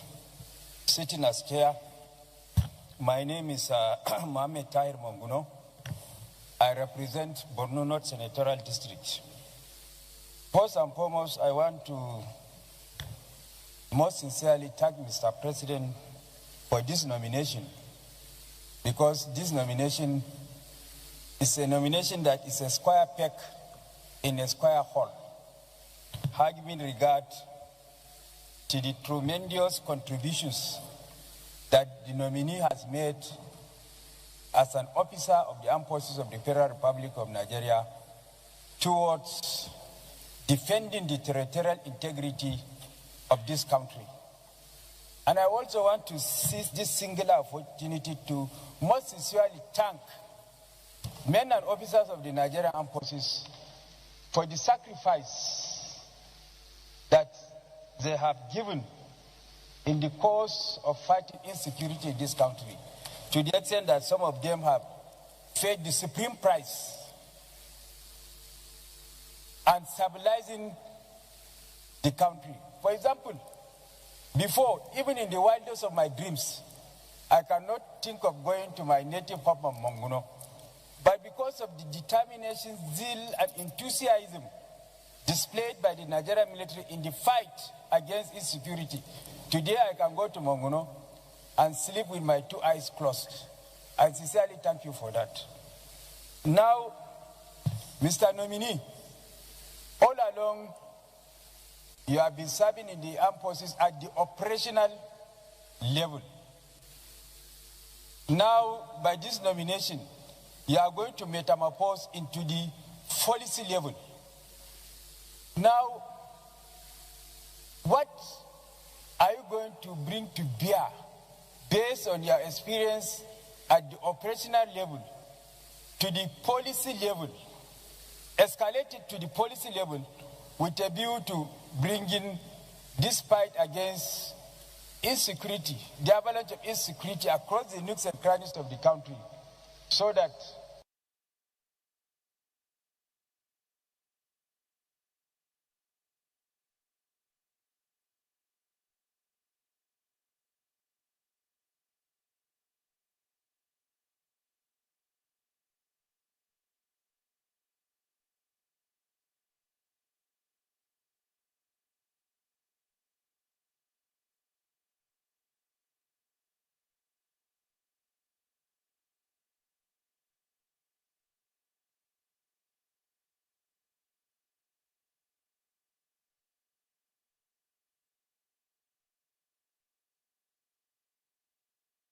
Nigerians can go to sleep with their 2 eyes closed. Talking about social media is agog with negative things about the administration. But when you experience the administration yourself, like you have just testified, you know that it is not what they reflect in the social media. So I thank you for commending the immediate past Chief of Defense Staff, that through their efforts, they were able to rid Monguno, your village, in Borno State, of 15 years of absence of individuals. And now you can see with your 2 eyes closed. I'm very happy, and I commend the President for that. I'm sure he has noted it, and together with the people now under his command, as a Minister of Defense, they will do more so that many other villages in Borno State can, like your village, sleep with their 2 eyes closed. I think that's the commitment of the President, and that is the commitment of governance in the Nigerian Constitution. Thank you for bringing this to the fore. I didn't know that you had started sleeping in your village. That's why. No, I did not know. Yeah, I didn't know, because in the 8th Senate, many people from there did not go home. So Your own is recent. Is it not Kwara? Is it not Kwara? Come, Ashiru. Is it not Kwara said? Is it not just 2 weeks ago? Election is coming, so you people can do insecurity. Distinguished Senator, please, we'll just take it in a way. Distinguished Senator Ahmed Lawan is the chairman of the Senate Committee on Defense. We can't finish this without hearing from him. Sorry, point of order. What is it? Order what? Order. Yes. What is it about? Order 42. Order 42. Personal explanation. Personal explanation. Yes. Go on. By the indulgence of the Senate and the leave of the President of the Senate, a senator may make a personal explanation, though there may be no question before the Senate, but no controversial matter may be brought forward.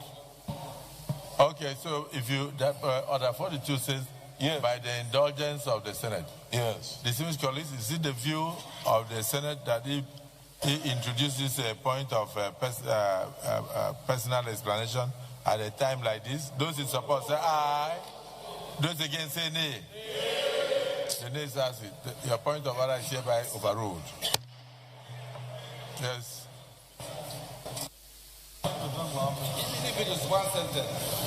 Thank you very much. Mr. President, sitting as chair, very distinguished colleagues. I'm Ahmed Lawan, I represent Yobina Senatorial District.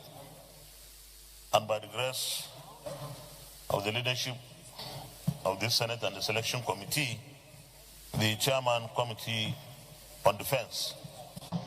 Mr. Chairman, I have a very first-hand experience of working with the former Chief of Defense Staff, the Ministerial Presidential Nominee, General Musa. Like you all did, those who spoke before me, let me commend Mr. President, Commander-in-Chief, Senator Bola Tinubu, GCFR, for this nomination. And it is a very significant nomination at this time. In fact, probably this is the only, as far as I can remember, the only ministerial nomination that almost everyone in the country is saying, yes, this is the right thing to do, and is the right person to be. We are so united in this country today over the nomination.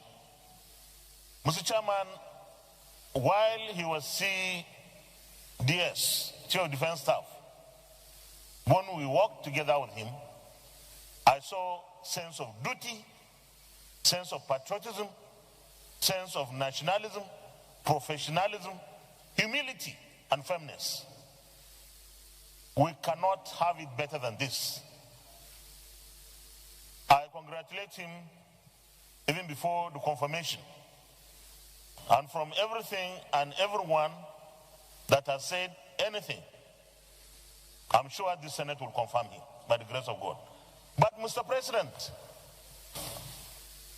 as much as we all know that this is a highly professional person, capable person, patriotic person, the Hausa man says,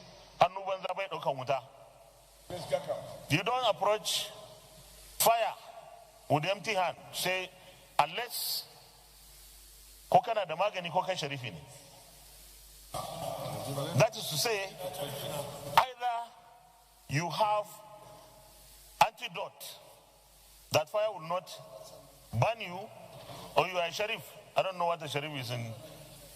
You are born with that natural endowment that fire will not harm you. What I mean, Mr. Chairman,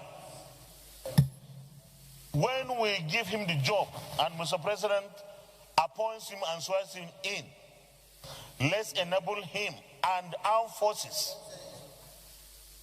with what they need to operate optimally as much as we can. No investment in our armed forces and other security agencies today in Nigeria is too much. And I know Mr. President has been doing so much.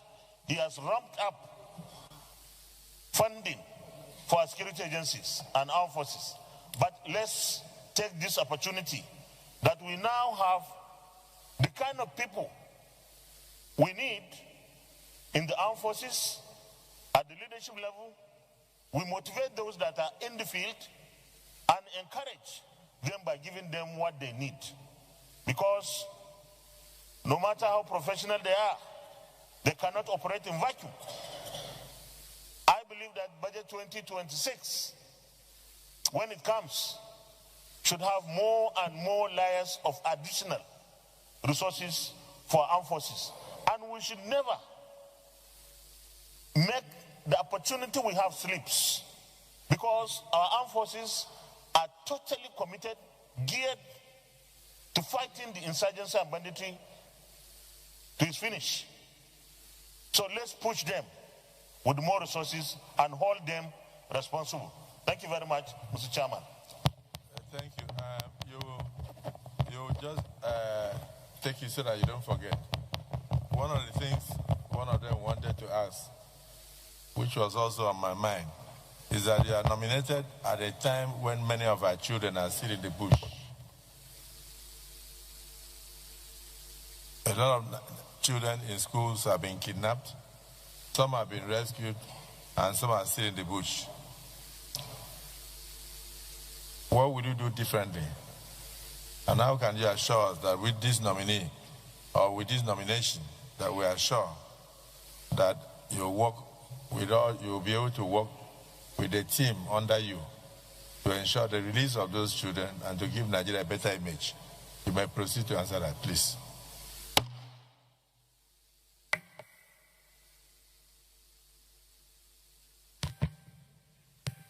Thank you, Mr. President, sir. Distinguished senators. Let me start from the last one, sir. The issue of kidnapping of students, very unfortunate. But I think since last year, the Safe School Initiative was carried out. I think we need to look at it critically and make sure that it is holistic in its approach. Now, we must build the resilience of our communities because crime is localized. We're able to build the capacity of the locals themselves to be the first responder, because when they come, since security agencies cannot be everywhere, it's good we build them. Our schools must be secured. You see, most of the schools that have been built, you go and visit them, no perimeter fence, they are left exposed. Information conveyance, again, has been an issue. Before these informations are relayed, the use of technology. So, sir, we're going to make sure that we do a whole of society approach into addressing this issue of kidnapping of school. With technology, working together with the armed forces, the police and other security agencies and the communities. I think that's where the gap has been. We will be able to address that properly. I'll be able to also secure these children and to stop issues of kidnapping all over the country. Distinguished Senator Ahmed Lawan, sir, thank you very much, sir. I think one basic area we're also going to look at is accountability of the armed forces. Whatever funds is being made, we want to make sure that the funds are properly utilized. And I think that is very critical so that we can make sure that whatever it is we're getting are things that will help us and assist us in the members of the armed forces in carrying out their action. Senator Mongonusa, on the issue of policy. Yes, sir, I've been operational all through my life. Now the issue of policy, and I think that's very important, sir. What we have observed over time is that with the MDAs, we have not really been able to get the full support of the MDAs. I think one mistake we make is we think the armed forces can solve all the problems. The armed forces solution is just 20-25%. Majority has to do with good governance, building capacity, working together with all the other MDAs. The police has a lot to contribute. Civil defense, all other agencies, including Foreign Service, Ministry of Foreign Affairs, Interior. So we need to harmonize all this diplomatically, again, our neighboring countries, Cameroon, Chad, Niger, Benin Republic. We need to also reach out to them because if they're able to secure their own borders, it means our own borders will be secured. If theirs is porous, ours is going to be porous. And because we have more to lose. The terrorists that we're dealing with think Nigeria is so rich that when they come to Nigeria, they can make it. So anything they are doing anywhere, their target, end state, is to come into Nigeria. And that's why it's important that we must make sure that we secure our borders and deny them the entry. And then those ones that are within, we're able to take them out. There will be zero policy on anything banditry, terrorism. We're going to go out. I'll make sure that the armed forces will go fully all out, working together with the locals. Because like I said, sir, security is localized. We don't carry the communities along. We're going to continue to run in issues. So that's why it's important that we must bring them together, working with the state governments particularly. Why the Southwest seem to be doing very well, sir, is because all the governors agreed together. And that's why regionally, governors must come together, because 2, 3 are better than 1. And that's why for us to them to understand that the bandits do not respect border. They do not at all. They are, in fact, where they get their strength is their ability to run when you attack them, especially around Sokoto area, they enter Niger.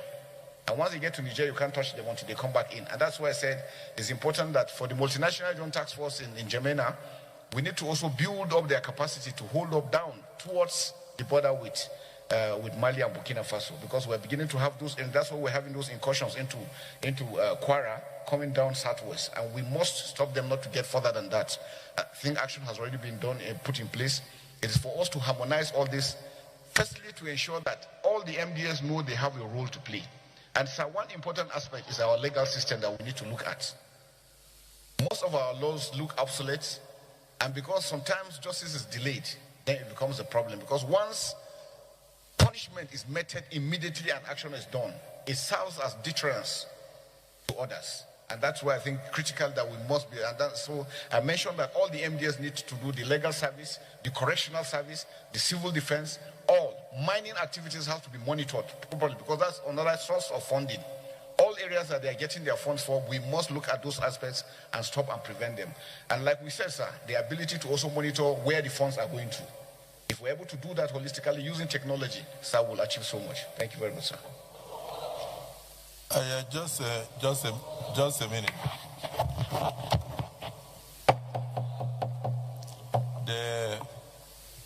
I may not have the opportunity to ask this question.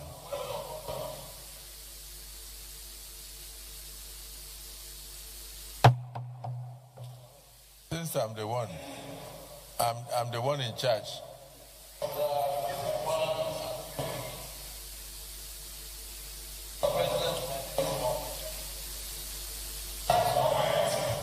With the consent of Mr. President, can I read?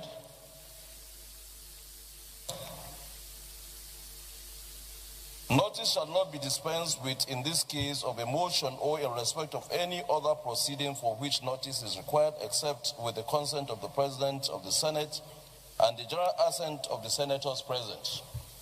Then when you go to closure of debates, section 58, after a question has been proposed, which I want to propose, a senator rising in his place may claim to move that the question be now put.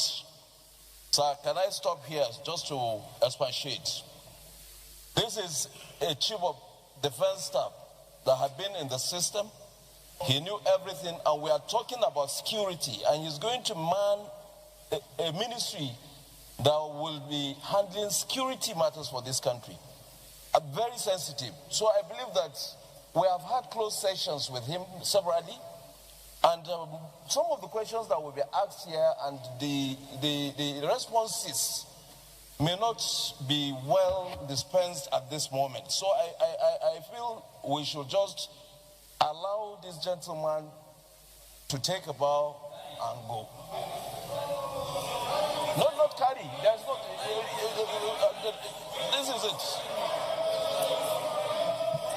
There is nothing no here. There is nothing no here. We have asked him all these questions before at closed session. Do you want to ask here? Mr. President is to rule.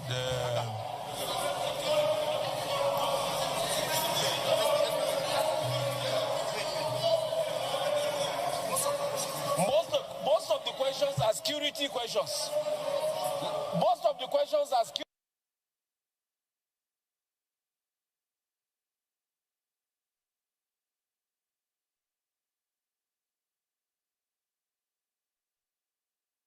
Committee questions.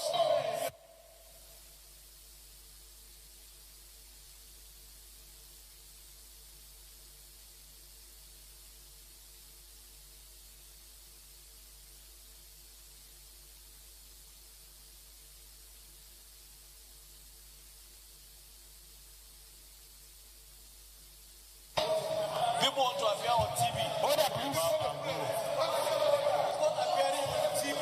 Order, please. Order, please.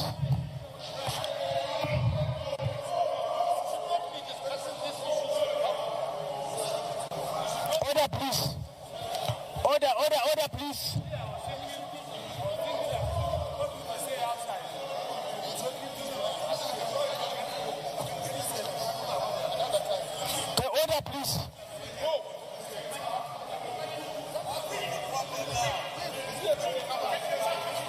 Order, please. Distinguished senators, resume your seats.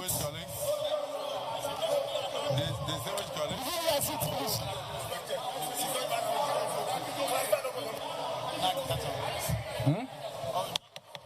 Distinguished senators, resume your seats, please. Resume your seats, please.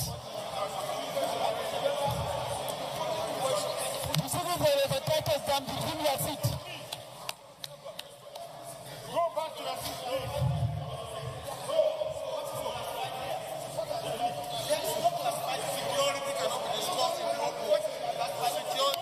Senator Naija, resume your seat.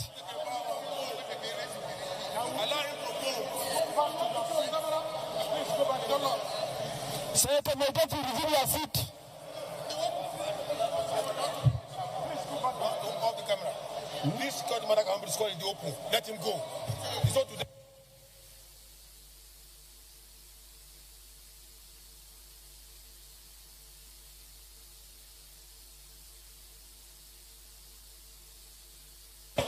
Resume your seat, please. Ambassador President Senator Dino Brown. Section 62.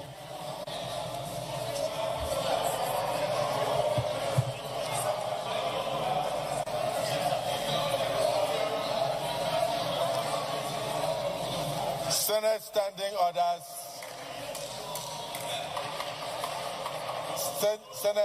Senate standing orders 2000 and some losses from the previous session. I would see the Dow Jones Industrial Average Futures up 0.39%.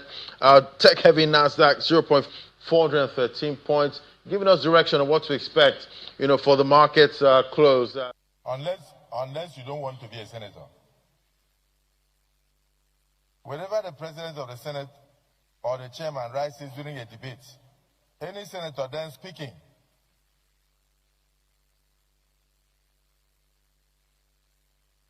clerk of the Senate, have you noticed that at that entrance there's a lot of noise? No, but there are people there. Sergeant at Arms, look at the people there now. Get their names down and we make sure that they are changed. Because they engage in too much discussion with senators and disturb us here. They are supposed to keep quiet and do their work. Why they allow the Senate to have decorum? Whenever the president of the Senate or the chairman rises during a debate, any senator then speaking or offering to speak shall sit down, and the Senate or the committee shall be silenced so that the president of the Senate or the chairman of the committee of the whole may be heard without any interruption. I tactically stood up so that those who are old senators will understand why I'm on my feet. Those who are young in the Senate will not understand. So I'm on my feet. Senator Musa, Sani Musa, your point of order is noted. I did not say rejected, but noted. The reason I say so is that the man standing in front of us could be regarded as a solution to the current insecurity in the country. And we are not here on our own. We are here representing our constituents. And our constituents would like to hear from him. Whether his appointment will enable them to sleep well, whether their children will be safe in schools. So we are not asking him questions because we don't like him. We're asking him questions because our constituents would have loved to ask him questions at a time like this. So if we come here and we do politics of bow and go, this is not a period we should say bow and go. Even Donald Trump is on our neck. We have not yet asked him what his response will be to Donald Trump, the President of America. He is not just anybody. Chief of Defense Staff, a nominee for a Minister of Defense of a country, and you stand up and say you should take a bow and go, with so many questions on the mouth of Nigerians, with over 200 Nigerian children in the bush, kidnapped and being tortured. His appointment is heralded all over Nigeria with happiness because Nigerians believe he has something to offer. Give the man an opportunity to give Nigerians hope.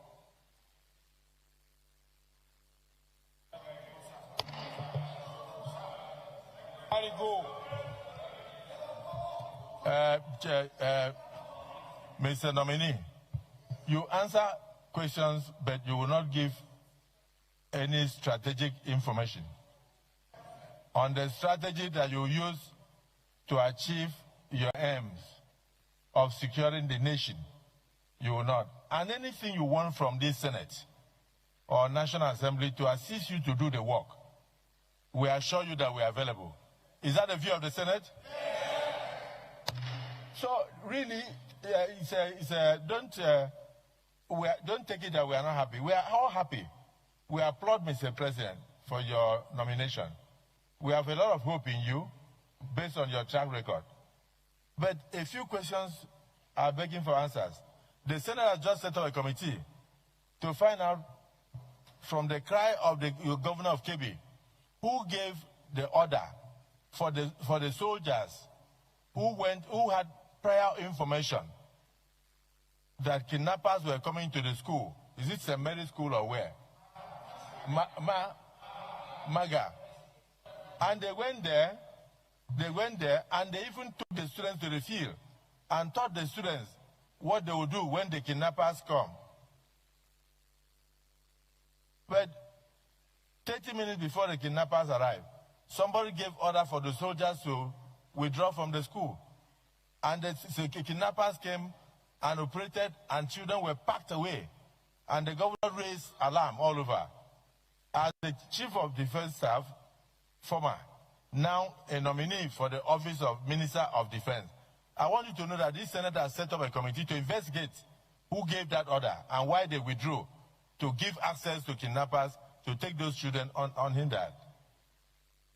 It's something that people would like to hear from you.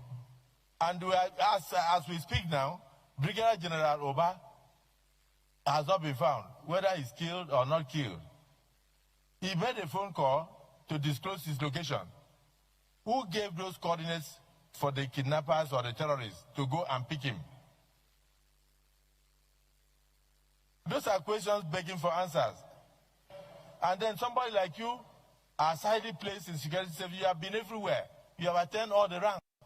You come before the Senate and somebody is saying, take a bow and go. When you take a bow and go, where is Brigadier General Oba? When you take a bow and go, where are the children? How are we going to get the children back? You should make a statement on that. Please, I want us to ridicule the nomination of the president. The president knows why he brought him. And he has ideas of why he brought him. Let him also tell Nigerians what he will do in that regard. He doesn't need to disclose the strategy. Point of order. Point of order. Point of order, Senate Leader. Mr. President, very distinguished colleagues, I rise pursuant to Order 8 sub 3 of our rules to move for extension of time to enable this Senate seat beyond 3 p.m. So that we'll have enough time to conclude on this confirmation hearing. I so move. Minority Leader. Mr. President, sitting as chair, distinguished colleagues, I rise to second the motion that the Senate extends its time and sitting on 3 o'clock to enable the Senate to conclude its activities of the day. I so second. Motion move and seconded. Those in support say aye. Those against say nay. The ayes have it. General Christopher Musa, you have the floor. Thank you very much, sir. Distinguished Senator, sir, thank you very much. And it shows the concern that we all have for the security situation in the country and the need for us to be very proactive in ensuring that we address them. So starting with the issues of General Uba, very unfortunate for a brigade commander to be captured and shown the way they did. It's really unfortunate and it's very painful. I want to assure Nigerians that we will not stand by and see terrorists have the capacity to do such. We're going to go after them fully, working together with all the security agencies and all the NDAs that I've said. We're going to investigate fully. So I know the Senate has established a committee to look into that. The armed forces also has a way. And then from the defense, we're going to make sure that we continue with the oversight over their activities. No indolence, no act of cowardice will be entertained. We're going to make sure that we follow them critically to see what they are doing from the commanders down to the troops. They must be professional. I was wondering how the general himself was alone when he's supposed to have his own troops with him. So there are questions that need answering. And I can assure you, sir, we're going to get to the bottom of this. We'll find out what happened, who are those involved, including that one for the children at Maga. It is unfortunate that the troops will be there and then will leave and shortly something happened. It is unacceptable. And I can assure you we're going to investigate and all those found culpable will face the law accordingly. And we'll make sure that we monitor all the activities of the armed forces and the security agencies, make sure that they remain very, very professional. Any information that comes will be treated adequately and make sure that the troops also take action as quickly as possible. But I want to assure Nigerians that sir, on board, having served 39 years all through my career in the armed forces, we have seen what is going on, we have understood what is going on, and we know what we need. All I'm appealing, sir, is that with your approval, once you come on stream, we're going to come back to you, sir, to show you exactly what we need for us to do better, for us to achieve success. We can win this war, but we must work together. We must get the support. Because I can tell you, not calling members, there's still a lot of gaps within the armed forces that is also mitigating against them, be able to achieve success fully into what we're doing. And like I said, we need the state governors, we need everyone to be on board for us to be able to achieve that. So my assurance is, from day one, we're going to monitor and review all our activities, all the operations that we're doing. Where we have done wrong, we're going to take measures to address them. Where things need to be done, we're going to, and then we're going to come back again, sir, because there are areas that we need your support. And like Senator Lawan mentioned, the issue of funding. Without proper funding, it's going to be extremely, extremely difficult. But I want to thank the Senate again, sir, for all the support, but to assure Nigerians and the Senate that we are going to spend everything that is required to ensure that there is peace in Nigeria. Our children are going to be secured and safe, but it's going to be that all of us are working together in ensuring that is achieved. Thank you very much, sir. Now we are happy with your answer. And just for your information, the Senate has already commenced a process. Just even this morning, we are designating kidnapping as a terrorist action. And and then we have also prescribed death sentence without any option of fine. We are going this route because we want to give you the enabling legal framework for people to know that either there's deterrence. If they are not deterred, then let them go ahead and they will face death sentence. So we are prepared to give you all the support. Distinguished Senator Nengi. Thank you, Mr. President, for this opportunity. General Musa, I am extremely delighted, excited, like all Nigerians, about this appointment. Mr. President, this appointment looks like it. It looks tactical. It looks logical. And it is timely. The question I want to ask the General is, General, what is the problem of the Nigerian Armed Forces with technology? Example, why are we seeing these bandits with super sophisticated guns and our officers are confronting them still with AK-47? Thank you.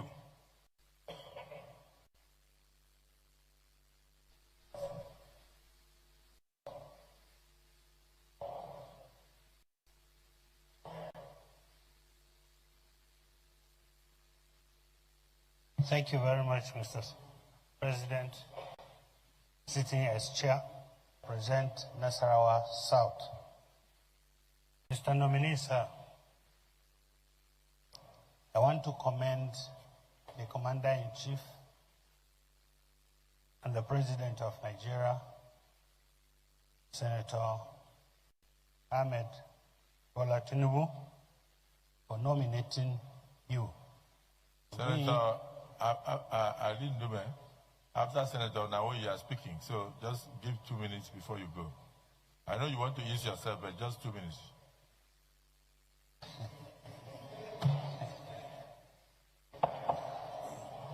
Sir,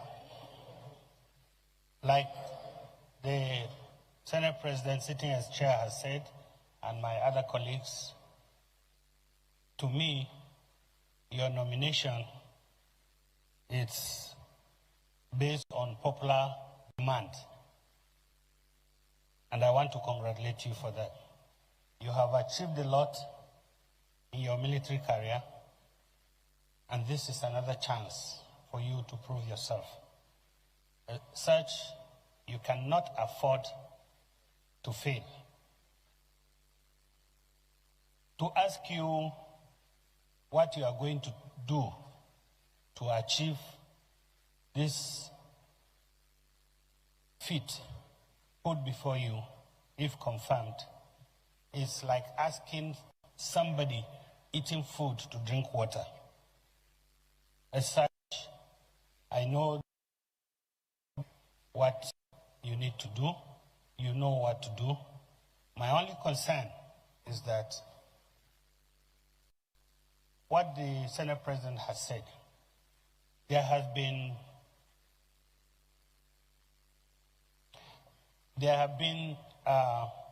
news of soldiers, brave ones, trying to confront the situation as it is, as it confronts them. Order comes from above for them to withdraw, putting the lives of our people in danger, like the Senate President has said. You know what to do. We want to know a little bit of what you want to do. But my major concern is Senator Uzo Kalu mentioned on this floor one day that taxpayers' money is being wasted on training our soldiers. And because of certain appointments, young soldiers who have attained a certain level of area that their knowledge is being needed most are being retired. I didn't appreciate that then until when I saw the retired soldiers that accompanied you. When you say General this, General that, I didn't see anyone with a gray hair. And I feel sad that we are wasting such talents. If confirmed as a minister, what are you going to do to forestall such waste of talent? Thank you very much. Thank you, General. We are not doubting your fitness. Let's sit down so that you can. That's a very, very good question. Very good question. Just sit down. When you come up, we are not doubting his fitness, but we are only telling you, please give him water to drink so he can clear his throat. Because unfortunately, you are alone today, so you have to answer the question of everybody. All the questions that would have been asked many people, they are going to ask you today. It's a difficult time for us in Nigeria. And that's why we are doing this. Distinguished Senator Alin Dume, former chairman of Army. Thank you, Mr. President, and distinguished colleagues. I know General Christopher for a very long time, and he is part of the generals that have been... General Mustafa should be allowed to operate. He cannot be induced with money. I am 100% sure of it. Now that the Northwest has joined and other zones. I worked closely with the retired general, and in fact our relationship has gone beyond official to personal. I just want to add to what distinguished Senator Ahmed Lawan said, and to also urge our colleagues to give this gentleman the optimum support. And this support is in the field of appropriation. And not only that, it is also important not only to appropriate, but to make sure the funds are provided as at when needed. We have been advocating, Mr. Senate President, and this Senate should do that the budget of the armed forces and indeed other important security agencies should be on the first line charge, and it should be released to them as at when due. This is not what is happening now. And as the former Senate President said, Hanum, I will repeat it now that you all know, Hanum Banza Okawuta. And it is time for me now, sir, to commend Mr. President for not only appointing General Christopher as the Minister of Defense after retirement as CDS, but also declaring this issue of insecurity as an emergency. And also just day before yesterday or so, the Senate passed a resolution advising Mr. President to rejig the security architecture. That is being done.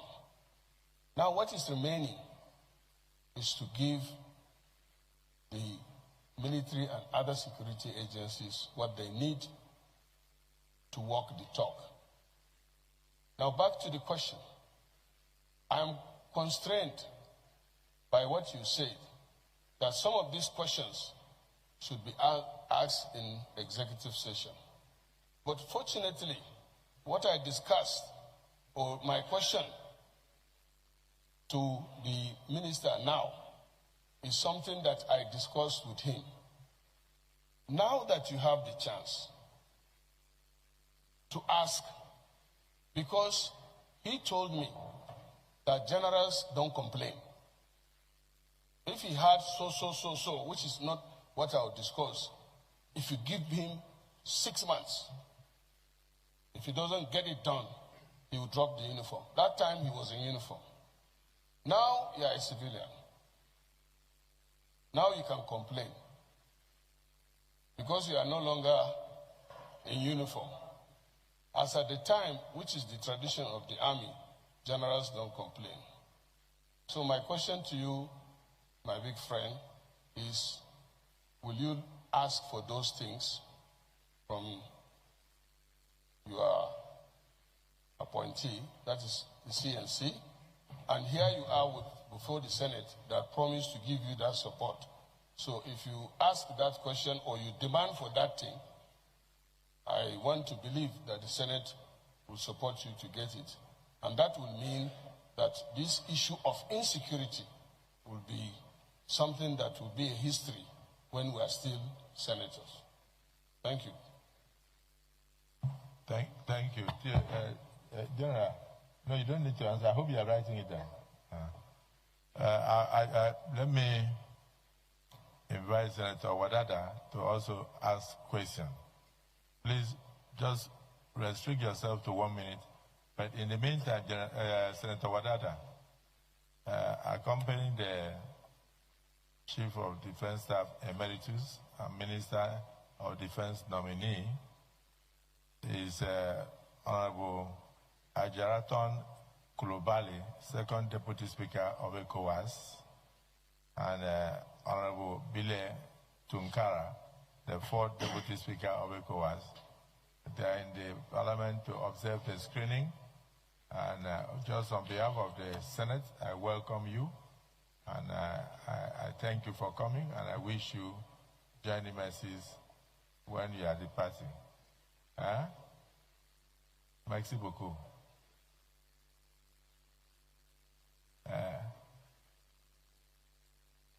Thank you very much.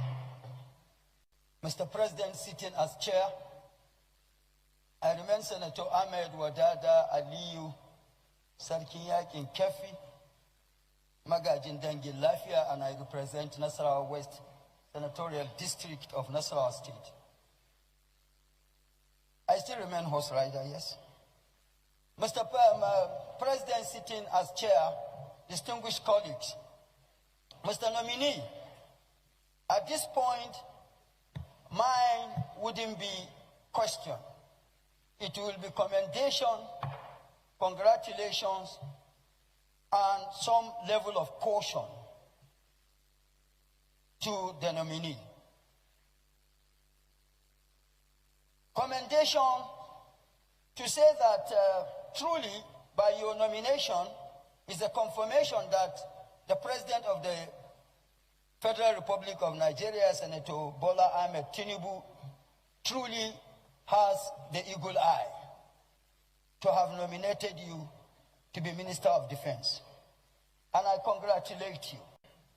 Having congratulated you, why my ask had been asked, but it's to say to you, based on where you are coming from, the commendations and accolades that you've gotten from my colleagues, is to say to you that I will be requesting the Senate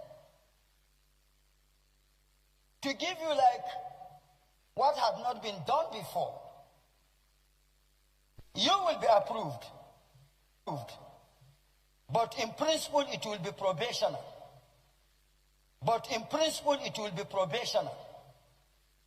If within the first 6 months, these sensitive questions are not brought to bear in the affirmative, where is Brigadier General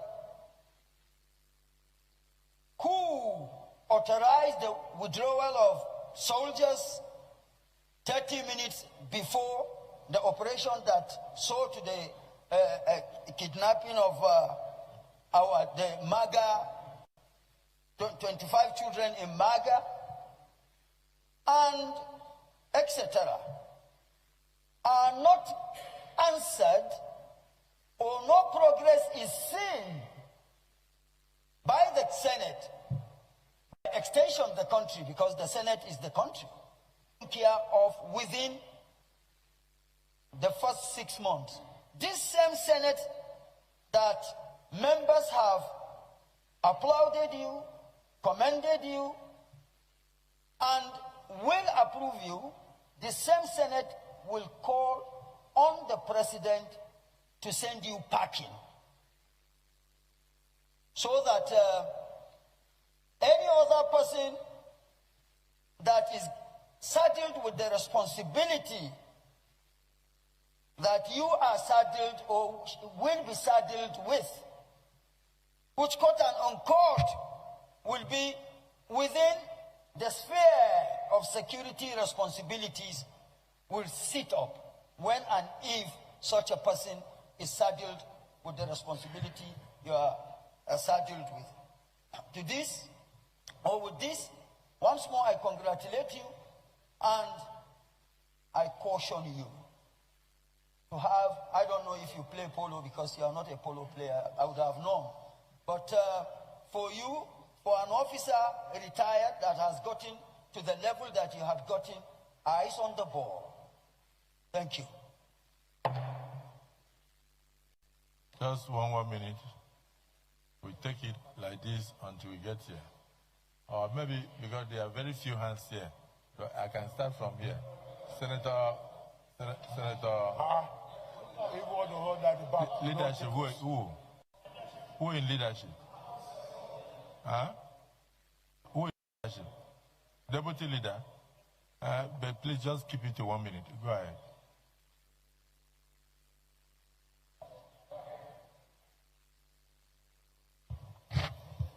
Your Excellency, the Senate President, Senator Ashiru, Deputy Leader of the Senate, and representing the good people of Kwara South, and in general, speaking for the people of North Central States. First and foremost, His Excellency, the President of Nigeria, has done perfectly well by this choice, the choice of former 18th CDS as a new Minister of Defense. Your Excellency, I'm worried. Worried for so many reasons. In my state, Kwara South, in particular, we have never had crisis of insecurity before. We don't know how it looks. But now, I'm worried because infringement on our security is an everyday affair, constantly happening. And honestly, the people are exceedingly sad and very insecure to the extent that we have lost more than 30% of our population to other senatorial districts and Lagos in particular. Of recent, we had a visit to Jos under the auspices of Committee on Security. And I was amazed by the feeling of the people. They are really sad. Their situation is exceedingly pathetic. And I have the feeling that the present security arrangement we have might not be able to take care of this insecurity. I want to ask the nominee, what are the new things that you think we can quickly do to be able to assure the people that the insecurity level in North Central State is solvable? Thank you. That is not your seat.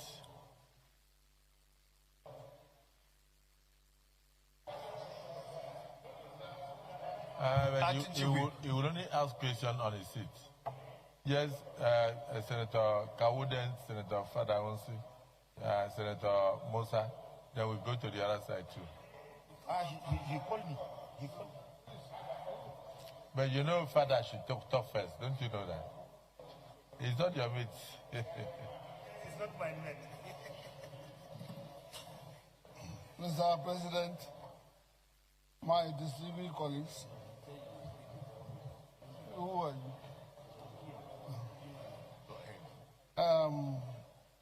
My name is Senator Adeniba Fadansi,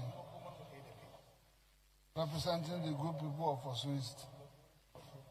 Today, I'm very happy that Mr. President showed to the whole world that he's a listening father.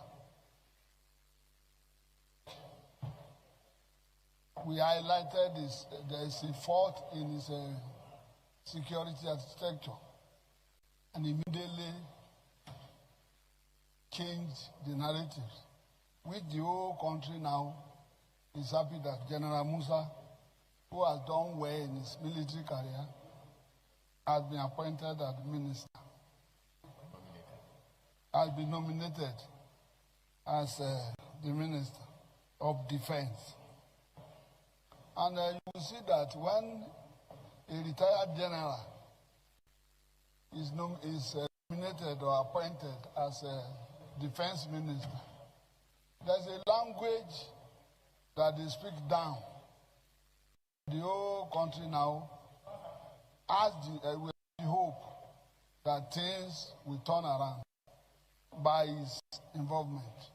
He has gone around all the waters and he has done well. But my question now, which was partially answered, I've been asking them, can we really win this war? He said it's winnable. That by the grace of God, we will win. Our own is to cooperate with you, cooperate with the 001, that's our president, Senator Bola Tinubu, GCFR, that he has been doing well for you. It is now your own place to take care of the young ones, that's the downtrodden army. That is the problem. If you encourage them and their packages are okay, they will go headlong to win the war. I'm very sure you will do that. And with the prayer warrior you have at home too, all of us will continue to pray for you. Today, Nigerians should go and learn how to sleep and pray for you that you will succeed. Thank you very much, sir. Senator Kawu and General, that was the prayer of a father, the distinguished Senator Father Honsi. When you said that the war is winnable, we believe that if God can assist the war to win the war against COVID, that we can win the war against insecurity, and we shall win the war against insecurity. So we don't want to talk about the collaborators, we don't want to talk about the conspiracies, we don't want to talk about the enemies of Nigeria and the enemies of government. We don't want to look at them, we just want to look at winning the war.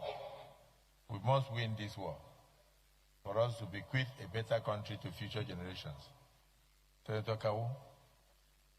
Thank you, Mr. President. My dear distinguished and honorable colleagues, I am Suleiman Abrahaman Kawu Smaila, representing Kano South Senatorial District. Mr. President, my dear distinguished colleagues, Mr. Nomini, I don't want to repeat myself on commending Mr. President of appointing a competent hand to manage this very important ministry in this current situation, and his capacity to handle the situation, because he demonstrated it, and we can testify when he was in the office. We are in constant touch with him when we start experiencing this kind of challenges in part of Kano State in my senatorial district. We are always liaising with him, and he do his own best to make sure that we contain the challenges. And by the grace of God now, I can say Kano South Senatorial District, little bit is safe, inshallah. Mr. President, I want nominee to give a highlight, because he just left office as a Chief of Defense Staff when U.S. Congress, and of course, the President of the United States of America, President Trump, perceiving or accusing Nigeria that there is a genocide or religious intolerance, or they perceive that the government or the security agencies are doing or are protecting some people against some sect in this country. Of course, even today, they are holding a roundtable discussion on the Nigerian situation of genocide or religious intolerance. And we are very lucky when he was a chief of defense staff. He is a Christian, very good friend to us, very often sincere and transparent personality. His remark today in the parliament can justify or can tell the world and can revive the image of Nigeria, what Nigeria are doing, what our security agencies are doing, what Mr. President is doing, and his own team, and of course our parliament are doing to keep or to make Nigeria one, irrespective of our diversity. His remark means a lot in this very critical situation, Mr. President. I so. Thank you. Distinguished Senator Abdullahi Yahya. Distinguished Senator Ojus Okalo. Thank you, Mr. President. My name is Oji Ozokalo. I represent Abia North of Abia Senatorial District. Mr. President and my colleagues, I think first I want to thank President Bola Tinubu for appointing somebody I will consider, my opinion, personal opinion, as a very competent man. Myself and Chairman Ahmed Lawan, Committee on Defense, we work with him. We've been working with him since 10th CDS. And there is nothing good like if we are appointing people, you appoint competent people. I don't even know questions senators are asking him because this man is competent. He was CDS. He's a very competent general. He's a full 4-star general. So if there's anything you give in Nigerian army, he has it. But my advice, I don't want to ask him a question. My own is advice. Don't believe on only gun. You must go back to intelligence gathering. Intelligence gathering is the key to whatever you are going to do. Because we have no intelligence. When people do not have intelligence gathering, they carry weapon and go, the enemy is in front. There's no Reiki. I don't see soldiers and Navy, Air Force going for Reiki. Both air Reiki or ground Reiki. They don't do that. And when you go there, they have laid ambush. We will lose our soldiers. As a Minister of Defense, how will you address the issue? The issue of wiping out causes. I want to advise Mr. President. You wipe out a cause totally. Like if you were cause 38, if you are appointed years, every other person in cause 38 will retire. We have used money to train you people. And it's Nigerian people's money. So how you are going to address this issue as a defense minister? In terms of security, how are you going to control the service chiefs to be one? There's no love among the service chiefs. How are you going to coordinate them to make sure, because the essence of a defense minister is to coordinate all the service chiefs and all the agencies related to it. We have almost 42 security-related agencies in Nigeria. How are you going to come out as Minister of Defense to make sure that everybody speaks with one voice and you go back to President Tinubu to advise him brilliantly? Because we are not soldiers, you have been given the highest honor by appointing you Minister of Defense. So you must pay a very good attention to the service chiefs, to everybody. It's your duty. Service chiefs are not independent of you. Service chiefs are supposed to report to you. And that is what it should be. And you make a decision and go back to the President of Nigeria to advise him. It's not a multiple thing. You must follow that line. This is what is done all over the world. And you must also brief the President on the things that are realistic, not just things you like. Like my colleague Cabo was asking you a question. Just one moment. What he's trying to ask you, is it genocide in Nigeria? Did anybody, I know people are killing people. If they go to Zamfara State and kill people, the people they will kill are Muslims. If they come to Abia State and kill people, the people they will kill are Christians. They go to Plateau, Benue, and kill people. They go to Meduguri and kill. They kill mostly Muslims. So the question is, do you subscribe that Nigeria, we must work as one? Do you believe that people are being killed, not based on their religion, but they are based on terrorists killing people? Thank you, Mr. President. Let me stop so far. Thank you very much. Even if you want to continue, you can come to your house. Senator Joe Ibrahim. Thank you very much, Mr. Senate President, and my very distinguished colleagues of the 10th Senate. My name is Jimo Folorunso Ibrahim, representing the good people of Ondo South from Ondo State. Let me say this one very clearly. I most sincerely join my colleagues to commend President Bola Tinubu for nominating you as the Defense Minister.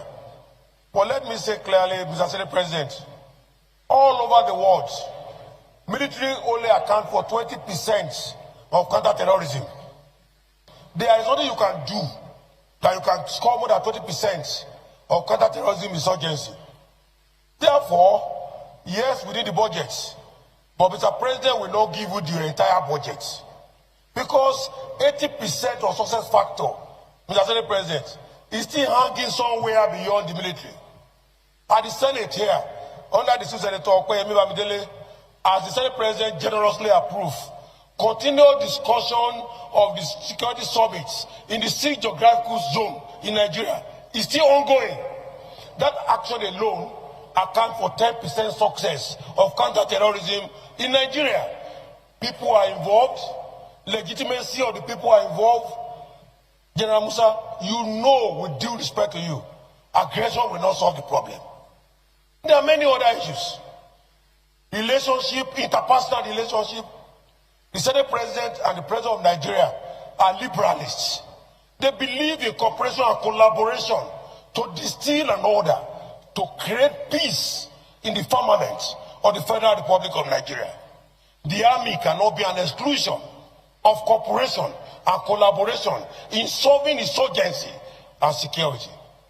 Regrettably, I won't be able to take much of the generosity of the honor given to me by the President of time. I will write a personal memo to you on how to go about the 80% other factor, which the President must be aware of. That the President has been generous with the army and the military. He wants a greater efficiency. He has been calling for meetings virtually every other day. This Senator Akpabio had moved and spent money to hold security summit in the 6 geographical zones in Nigeria. They want peace in this country. But regrettably, the totality of the military of Nigeria, including of Donald Trump, cannot solve beyond 20% of counter-terrorism. You know this is the practice in war front. Me and you know we are experts in this field. There is nowhere in the world where military has gone beyond 20% success factor. So, Mr. Senate President, I want to say, with your generosity and the upcoming Senate debate on National Security Summit, we must identify the remaining 80% success factor and forward it to the Honorable Minister to be cleared and implement. Lastly, the Civil Military Operational Manual is my area of advice to you. The military must go back and review the Civil Operational Manual, which engage legitimacy, engage interpersonal relationship, engage talking to each other. What does it take us? Even if we call the religious leader come and have a general session and dinner with us, both Muslim and Christians, the moment that we know their leaders are talking, those people will drop their arms. You cannot solve this problem with aggression, and I want to wish you the best of luck, and the Senate President move to clear you. Thank you, sir. Thank you. And the Chairman of Finance, a lot of things are said here that you can't achieve much except the appropriation does the right. So you will say something and then the appropriation chairman will say what? Chairman of Finance, distinguished Senator, ranking Senator Sani Musa. Mohammed Sani Musa, representing Naija East. Naija. I am representing a senatorial district have been so inflicted with this issue of insecurity. But first, I will also join my colleagues in congratulating Mr. President at this most very difficult time in the history of this country to be able to make this decisive decision in appointing the immediate past Chief of Defense Staff as Minister of Defense. More has to be done in that cycle. And I believe that with the coming of General Musa, there will be a lot of changes. And I have been interacting, especially in the area of funding. There is no country that will run its security architecture without funding. We will not allow our Minister of Defense or Minister of Defense going hand in hand for funds. And that is the reason why, Mr. President, choose you as the competent person to be there, because you have been navigating very well with the Ministry of Finance. That being said, I want to also commend Mr. President for making this choice. We have a lot of young officers that have been retired. Most of these young officers that are retired are not even prepared for their retirement. And at a time that a country is facing so much of security challenges, most of them are not businessmen, most of them are not politicians, are gentlemen, are military officers. They have been trained. They have gone to many countries, trained in warfare and everything. There is no better time that we need them like now. As Minister of Defense, can you propose to Mr. President the need to have a reserve army?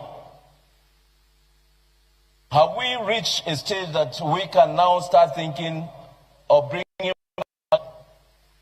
a unit like the National Guards or veterans, a corps of veterans, so that when we are faced with things like this, it's not just abruptly employing new recruits, but making use of those that have been trained already. There's also second issue of motivation. It's not only about allowances into pockets. There are so many other motivating factors that you can create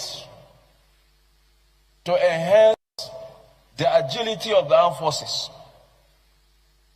And then Nigerian youths too.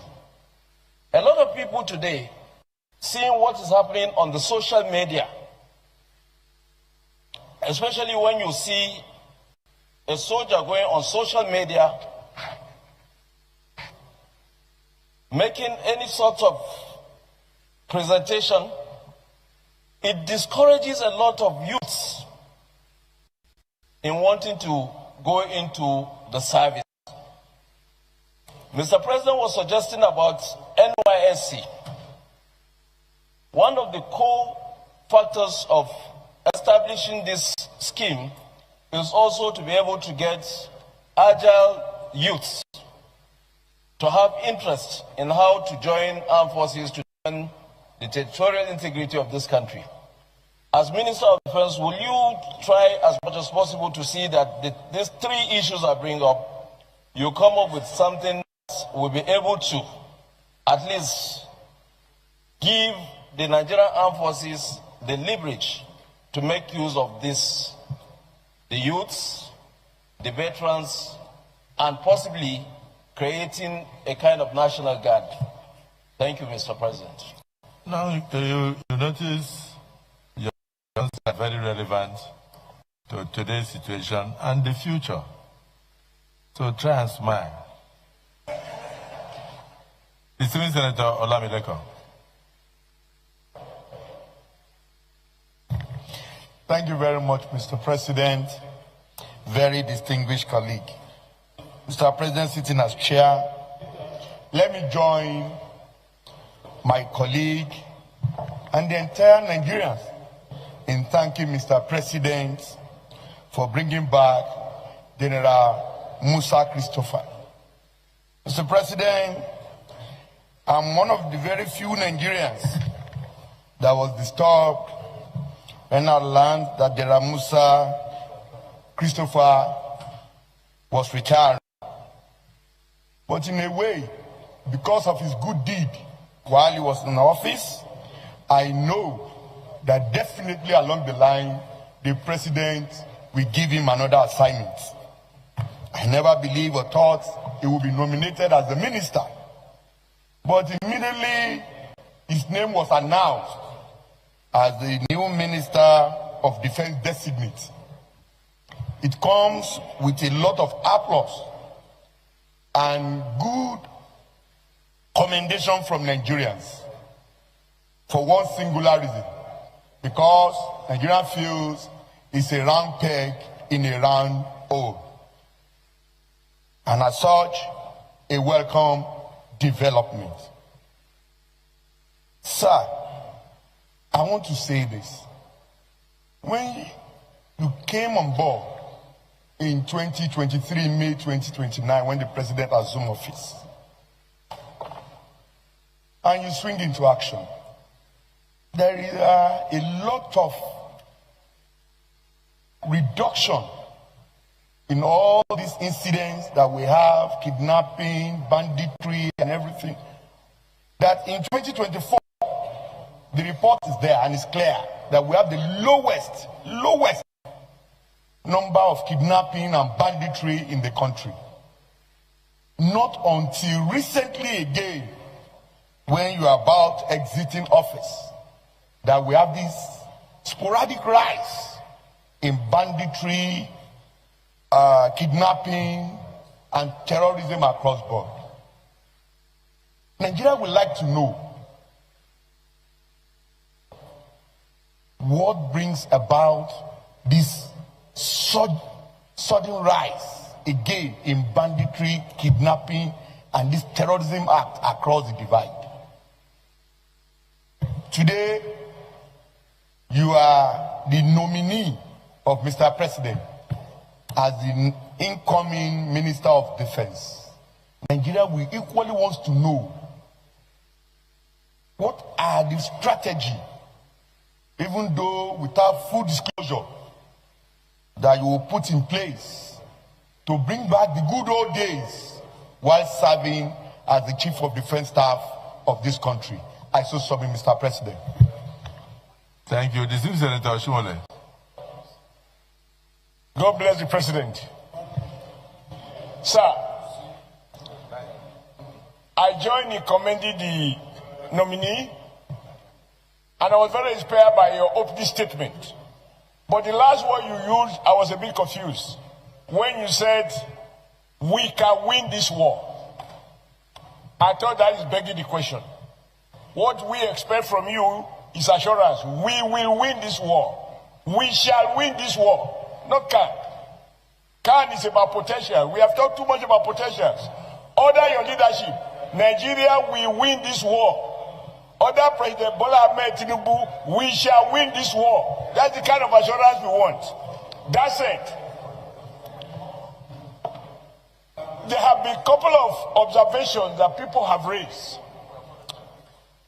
When young men and women are kidnapped, state governors and other stakeholders are panicking, people are responding differently. For example, we have seen reports of armed terrorists coming out of the bush and negotiating with a subnational government. And people are like, how can we negotiate? And on the floor of this Senate, many distinguished senators remind us that people know where these terrorists are. They know their roots. And in any case, if they didn't know them, how do they negotiate with them? Because once the armed forces is demystified, there is no state. It is the power of the state. It possesses the monopoly to use instruments of violence to liquidate anyone who threatens the existence of the state. So for many people, they can't understand why the state or anybody purporting to represent the state will negotiate with bandits. They come to the city, and then after negotiations, they go back. There are other stories that one cannot verify about people wearing uniforms or people they have killed and so on and so forth. Like has been said, I don't think any one of us here has any iota of doubt. If anything, I have been congratulating many people who come to me that yes, for several reasons, your appointment is a bold statement, even to enemies of Nigeria outside Nigeria, who sought to polarize our country along religious lines. Your appointment has shut their mouth down. So, in all respect, I'm pleased, I'm happy, my confidence is reinforced. But sir, I need you to change your statement that we shall win. Number two, whether or not it makes sense for the state or sub-nationals to negotiate with terrorists, carry weapons into the city, and then going back, as we see, these are reported from time to time, and we have seen governors saying after successful negotiations, they have achieved something. We just need some assurance from you. I think that is all. Your competence is not in doubt. The president's capacity to identify competent hands has never been in doubt.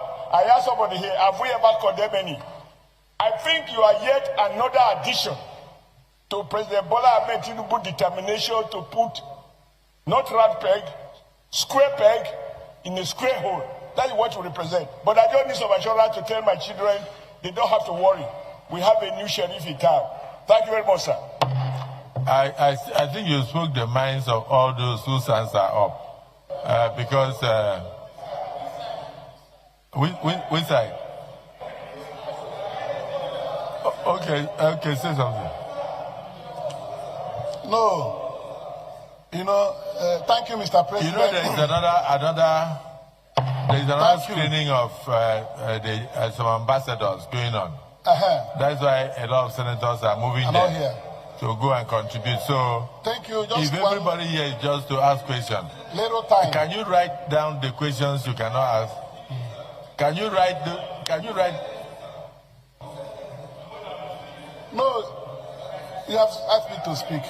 Thank you, Mr. President. My name is Senator Victor Ume, OFR. I represent if you cannot Anambra ask Central questions, can you write it down?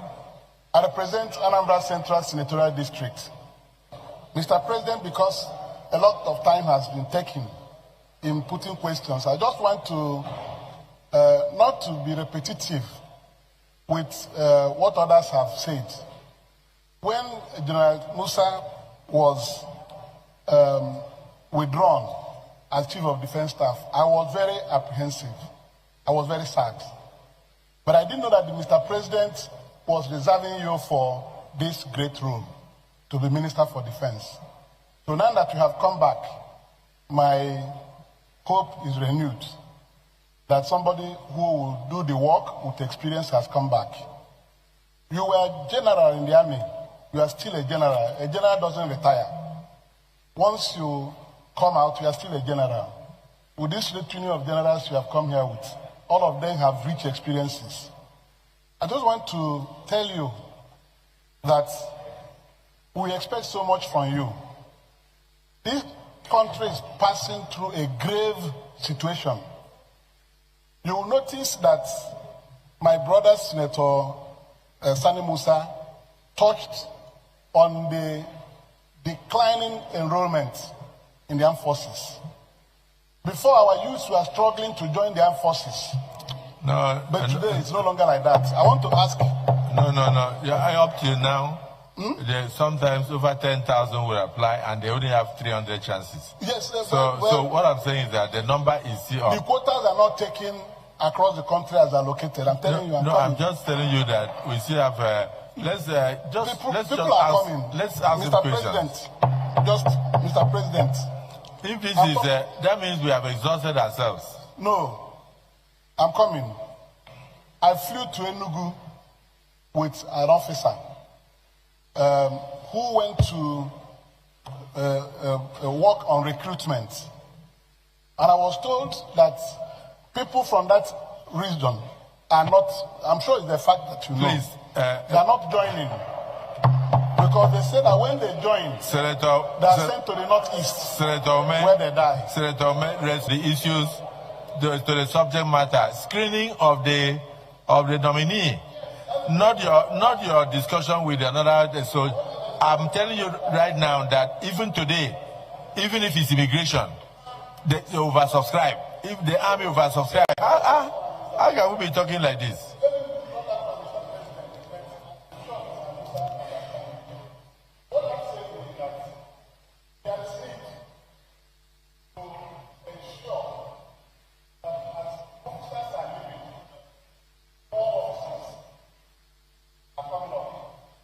That you don't run short of people that will help you do this work.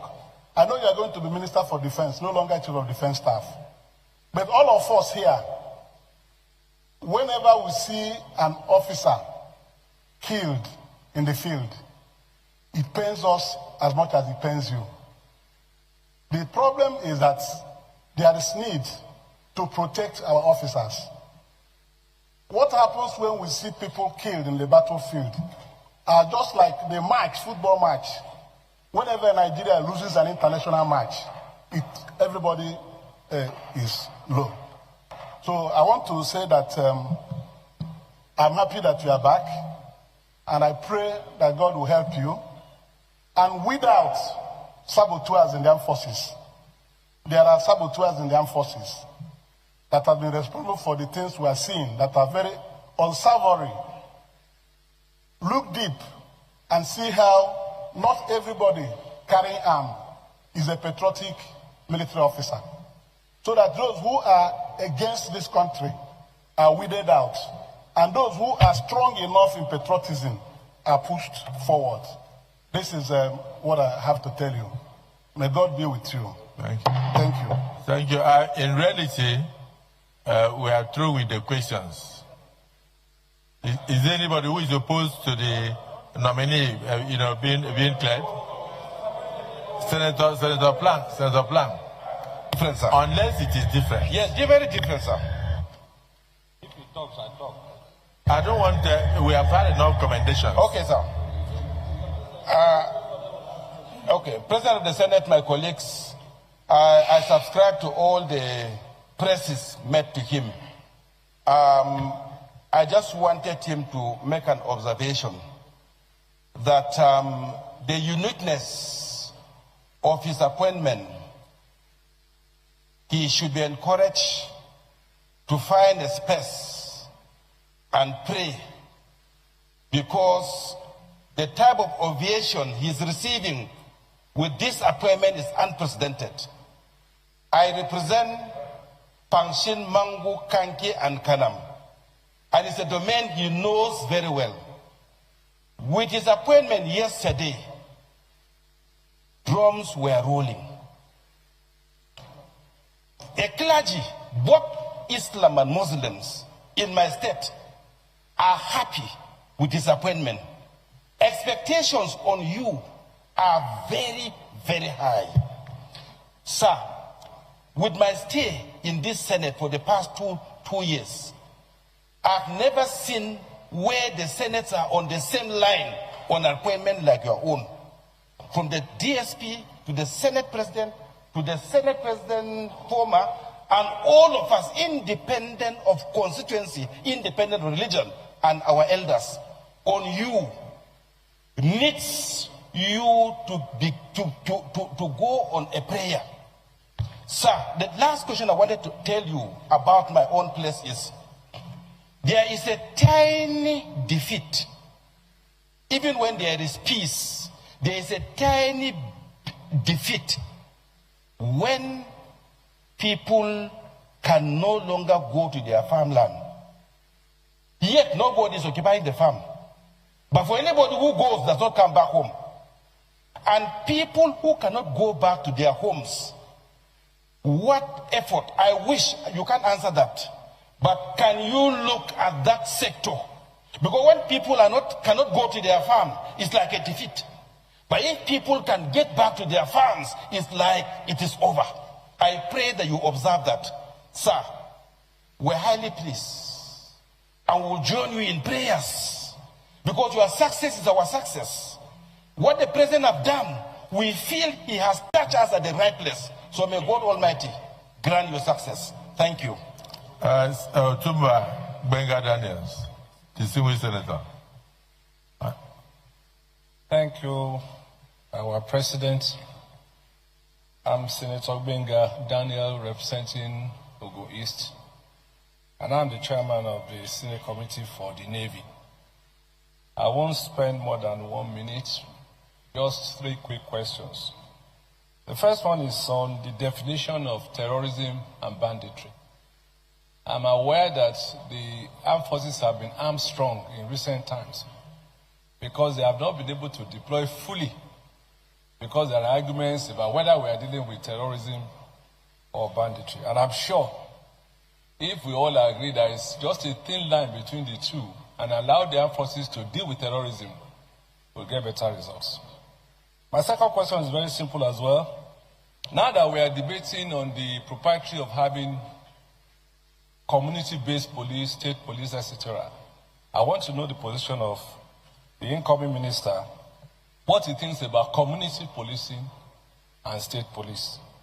And finally, it's just a short advice that the country having waited for so long, I will advise him to set for himself a 100-day action plan, so that in 100 days, you can come back here and say, the battle has been won. Once again, congratulations in advance. Lalong. Thank you, Mr. President. My distinguished colleagues, Simon Lalong, representing the good people of Plateau South. Mr. President, while others were saying they work with General Musa, or they know him, for me, I live with General Musa before retirement and out of retirement. It's interesting, Mr. President, that is from Jos, that he was met. He lives in Jos, and he was. Don't forget about being born in Sokoto. That he was met the Chief of Defense Staff. When he retired as Chief of Defense Staff, he was in Jos. Very lucky at a prayer. 2 days after, he was recalled from Jos as the Minister of Defense. So I know him as a fine army officer, and I know him as a fine civilian. As a fine civilian, because he's a great golfer, and we play a lot of golf with him. When you see him in the armed forces, it's wonderful. But as a civilian on the golf course, he looks as a civilian. That will take me to one portion, because shortly before he left the army, I followed keenly. When he gave an order, and I think that order was in Jos, that order was one of the orders that I believe was very, very firm and was leading to commitment. Because usually in the army, they will tell you that the army is not police. If they are carrying operation, they are restricted. But for the first time in my life, I will say, he said, look, engage them. When you engage them, they engage you, fire back. He said, where you see this, go back, go on them. That was the only thing that we wanted to hear in Nigeria. Unfortunately, after that, he was retired. And shortly after the retirement, by the glory of God, today he's back again as Chief of Defense Staff. So only 2 questions. My general, are you really going to keep to that? Those words you made were very, very paramount and important. Everybody was expecting now. Not a soldier engaging a criminal and saying, no, you are restricted. Fire as the fire. Number two is this issue of recruitment. We've spoken about engaging people. For me, when you engage, you will have to train. When you train, it will take a long time. So this issue of reserve is very, very important. I have mingled with a lot of retired army officers. I have seen a lot of training and retraining. I am sure if a deliberate policy is introduced immediately, it will also bring them back, even if it's not from the army. We are already talking about overhauling the Army Act, which is here, the armed forces. Let it be part of it, so that what was not before, we can still do it. We witness it. Today we are talking of the special seats for women. What about the special seats for the reserves? It can be incorporated into this, and that will be under your ministry. So for me, like I said, nobody knows him like me. And wonderful officer, Nigeria will never regret that. And I thank Mr. President for this nomination. Thank you for the privilege, Mr. President. Senator Lalong. Yes, sir. This was really a privilege, considering the mood of the Senate. Senator Ikpea.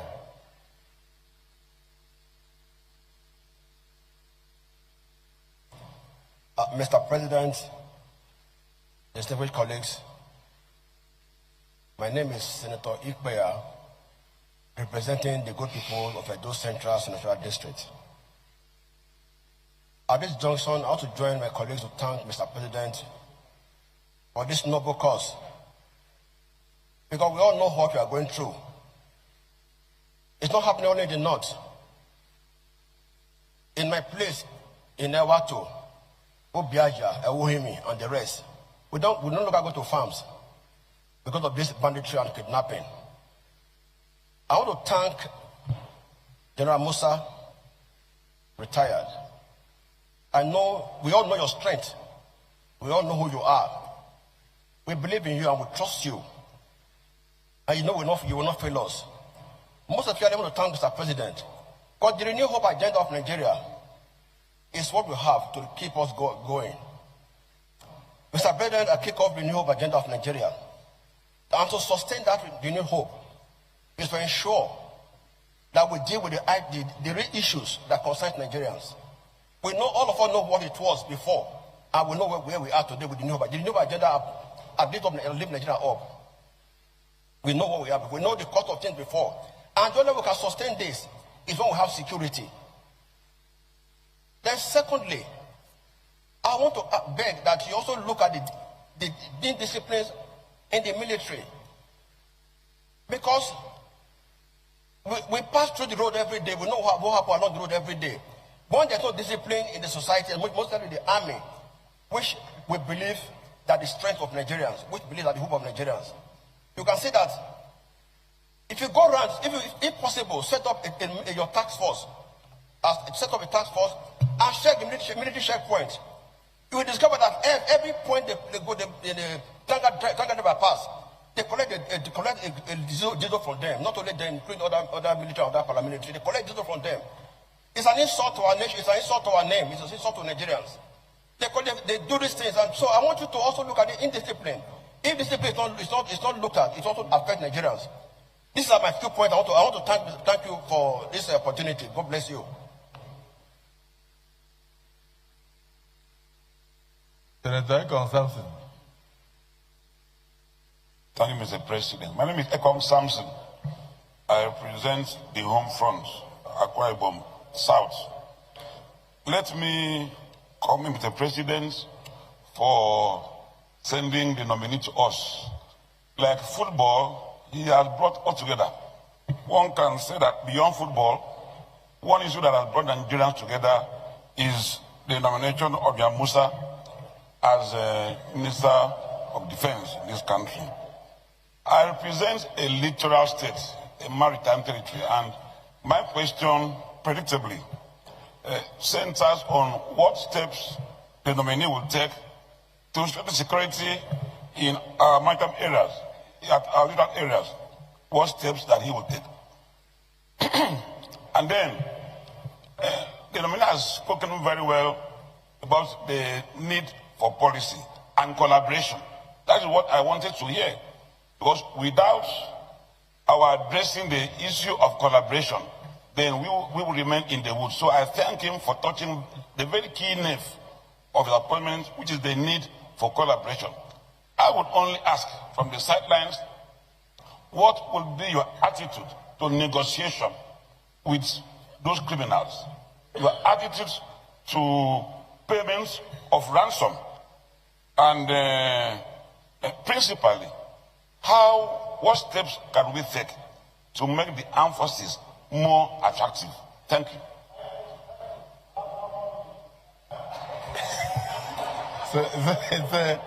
The civil senator is I said 1 minute, I didn't say 1 more minute. Well, thank you, Mr. President. My distinguished colleagues, my name is Osita Izunaso. I represent Imo West. Mr. Nominee, I'm going to be very brief. When you came here 2 years ago, you gave us proper lecture, if I may say, on kinetic and non-kinetic approach of solving this problem. Now that you have been, if confirmed, you'll be saddled with the responsibility of manning the defense ministry as a minister. Do you think that the non-kinetic approach of granting amnesty to repentant dissidents is a way forward if made a minister, if you are confirmed as a minister? Secondly, we were told, we don't know whether it is true, that some people who have voluntarily surrendered to work for the federal forces are being reabsorbed into the intelligence gathering of our system.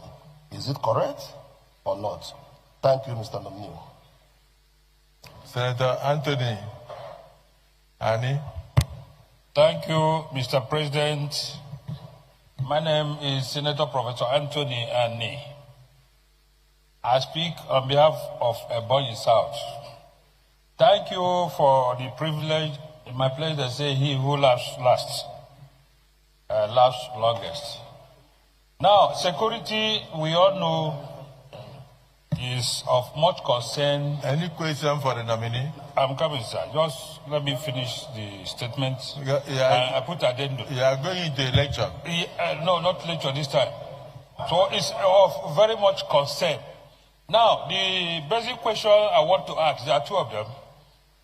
Now, would you, General Musa, I hope you would know the difference between your office now as a minister and your previous office as a defense, chief of defense staff. If he doesn't know, you can go and teach him.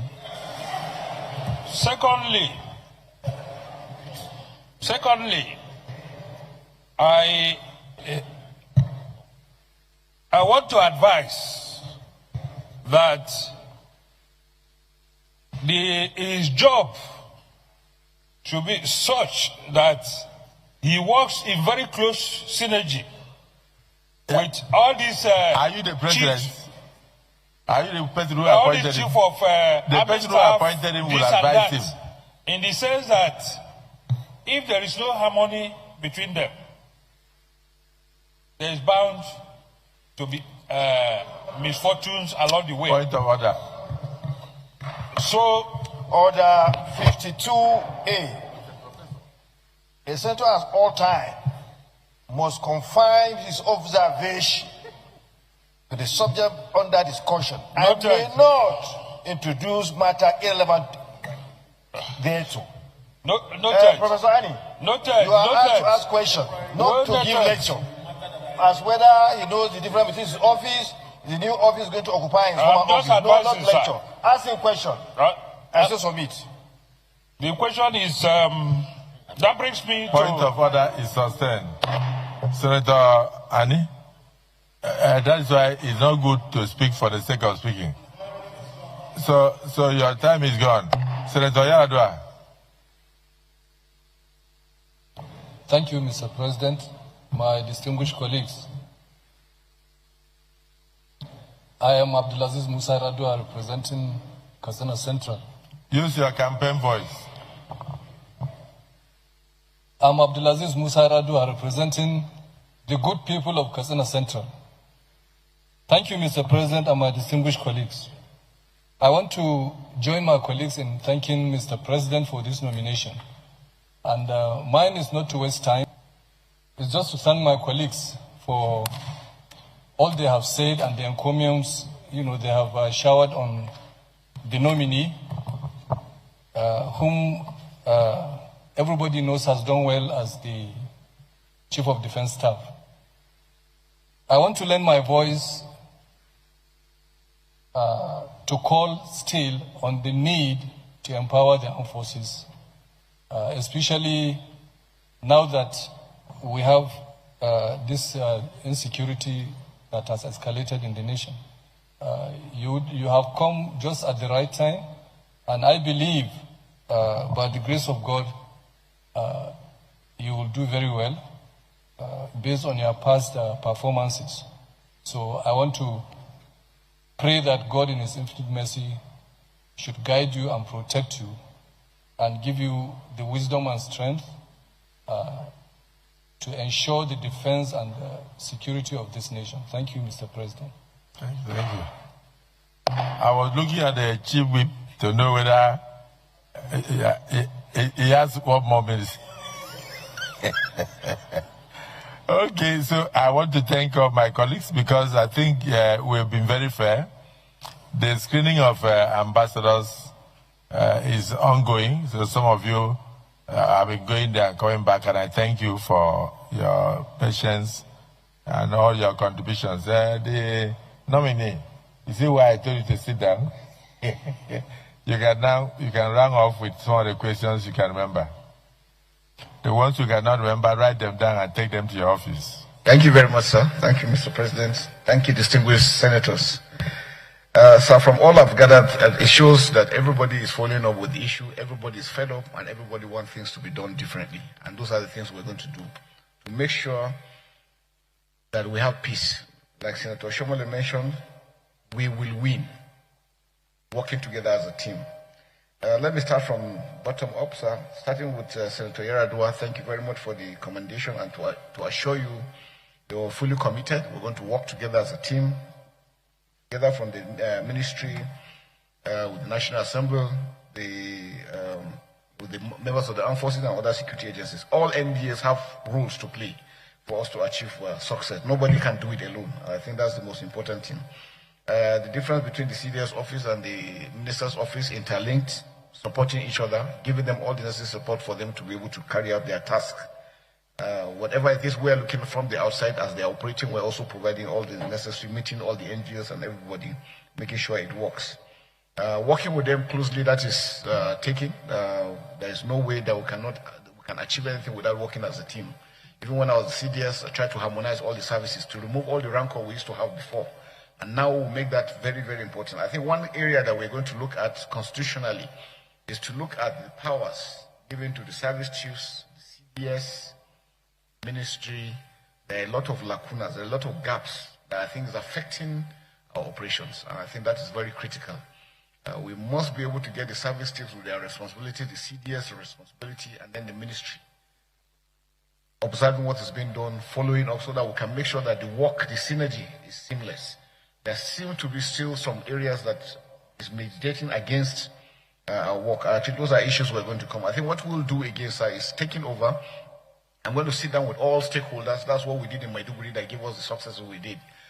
We must make everybody understand the roles they have to play. And in doing that, once we do that and everybody's on board, it makes it a lot easier. So to say in Maiduguri, we had meetings with motor park, markets, commercial drivers, everybody. And when they came on board, that's when we had success. And that's why we need to really replicate, going down to make sure that everybody has a responsibility. It is not when you see something you keep quiet saying it is not your responsibility. No. The armed forces, security forces are not going to be everywhere. So it's important that we also work together. So Senator Anye will assure you that we're going to work closely with the service chiefs. There won't be any issues together, and including other security agencies. On the issue of the reabsorbment of the surrendees, that is not happening. We have a system that we monitor who and who we're recruiting into service. We work together with the intelligence system, the military intelligence, the DSS and all. They still go back to check all those ones we're recruiting based on the data they're bringing. But sir, I think I must mention this, which I've done severally. There are countries, if we look at first world countries, where are they succeeding? They've been able to put some basic things in place. Something as simple as a database for all citizens. So I think that's one area that we need to be, so that we can also assist the security forces, and even developmentally, we need to know the number of people in particular areas so that we can know whether we have markets or schools or hospitals in those areas. I think it's important that we must have a comprehensive database, and not the database that immigration will be having, quarantine will be having, police is having something. No, we need a unified one that will be able to carry, so that when you commit a crime, it's easier to track you, it's easier to trace. That aspect that people can easily commit one crime in Sokoto and run to Maiduguri and go and stay, or run to Kano or somewhere and nobody knows them, makes it a lot easier for them. There are countries where you commit one offense, even your bank account is closed. Your ATM cannot work. Now with ICT, we can do a lot. So I think it's important at this stage for us to start looking at how we can link up all those data together to have a unified one that will assist us in doing this. The kinetic and non-kinetic, like is mentioned rightly, sir, the kinetic effort is about 25-30%. It cannot win totally. It will give you the leverage. But sir, are we addressing those aspects that got us to where we are? Issues of good governance, poverty, illiteracy, all these aspects contribute to it. And that's why we said that the states need to do a lot. Local governments need to work. Sir, if our local governments are up and doing, the local government chairman will be dealing with the crime within their localities. And it will ease up these aspects. We need to have the police. We need to have the correctional system, and especially our legal system. So if the legal system is not proactive, and most of these crimes, especially terrorism, so in Saudi Arabia and Middle East countries, anything on terrorism, nobody jokes with it. Even your family members will disown you. Because they've made it in such a way that nobody is set free once you are charged on aspects of terrorism. So I think we need to also make it very, very punitive. The kidnapping issues, the way it's been treated in courts, you get somebody and cases are prolonged, doesn't make it well. So even the security forces, when you travel and you do all the efforts in making arrests, and nothing comes out of it. So those are the aspects I think that we need to do. The non-kinetic is very important, sir. Because if we're able to understand that when there's justice, fairness, and equity within the people, and they have a sense of belonging, you will see crime and criminality will go down. Why are we having the resurgence of criminality? We know towards the end of every year, there is always this upsurge. People want to make extra money in whatever it is they're doing. The Sahel is there. The world terrorism agent is increasing in its attacks all over the world. So it's not only Nigeria, because we are not isolated. And that's why we're having this pressure. What we need to do, sir, is working together as a team in addressing, making sure that we address them within Nigeria and do not give them any freeway, any aspects that they need to do. We must stop ransom payments. And in doing that, sir, even when ransoms are being paid, some other, because people want to do that, we can track the money is being paid and where does the money come from. There is a lot you can do using the banking system, that we can do these things and track those things backwards. The use of technology is very important. And like I said, sir, if we're able to have a database and every Nigerian has a number linked to everything you have electronic, we can monitor anything. I think that's areas that we need to look at and be able to address. Again, the issue of the maritime environment, very, very challenging environment that is there, again, linking with the border, especially Akwa Ibom to Cameroon and those other areas. We know there's a lot increase. Normally when the pressure is on in the south, they go back into issues of sea robbery and piracy and these issues on ground. Again, issues of cultism and all these things. Now, we make sure that our operations within those areas are enhanced using the Operation Delta Safe, expanding their reach. Initially, because those areas were a bit quiet, They didn't extend them, but now what we have done even before I left is we've extended operations within those areas to be able to address those maritime environments, to make sure that we stop these acts, because there's issues of kidnapping coming from those areas. Collaboration, sir, is critical. No one individual can do this together. We must work. Sir, it says no to negotiation. There is no negotiation with any criminal. And I think that should be made very, very clear.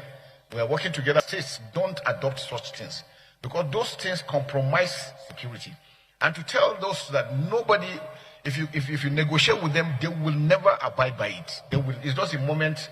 When they do that, they want to buy time to buy more arms, and then they were going to come. And we have seen it repeatedly. There are even localities that have done that. They still come after them. So, sir, it's a total ban on that, total ban on illegal mining, and all those other aspects that are bringing these things together. So I think we must be able to do that. Indiscipline in the military, sir, Senator Ipaya, we can assure you that we're going to address them totally. We're going to have independent patrol teams that will go and make sure that we do and do. And what we want to do again is to withdraw possibly all military men out of checkpoints and let the police and civil defense handle those aspects. Hungry man is an angry man.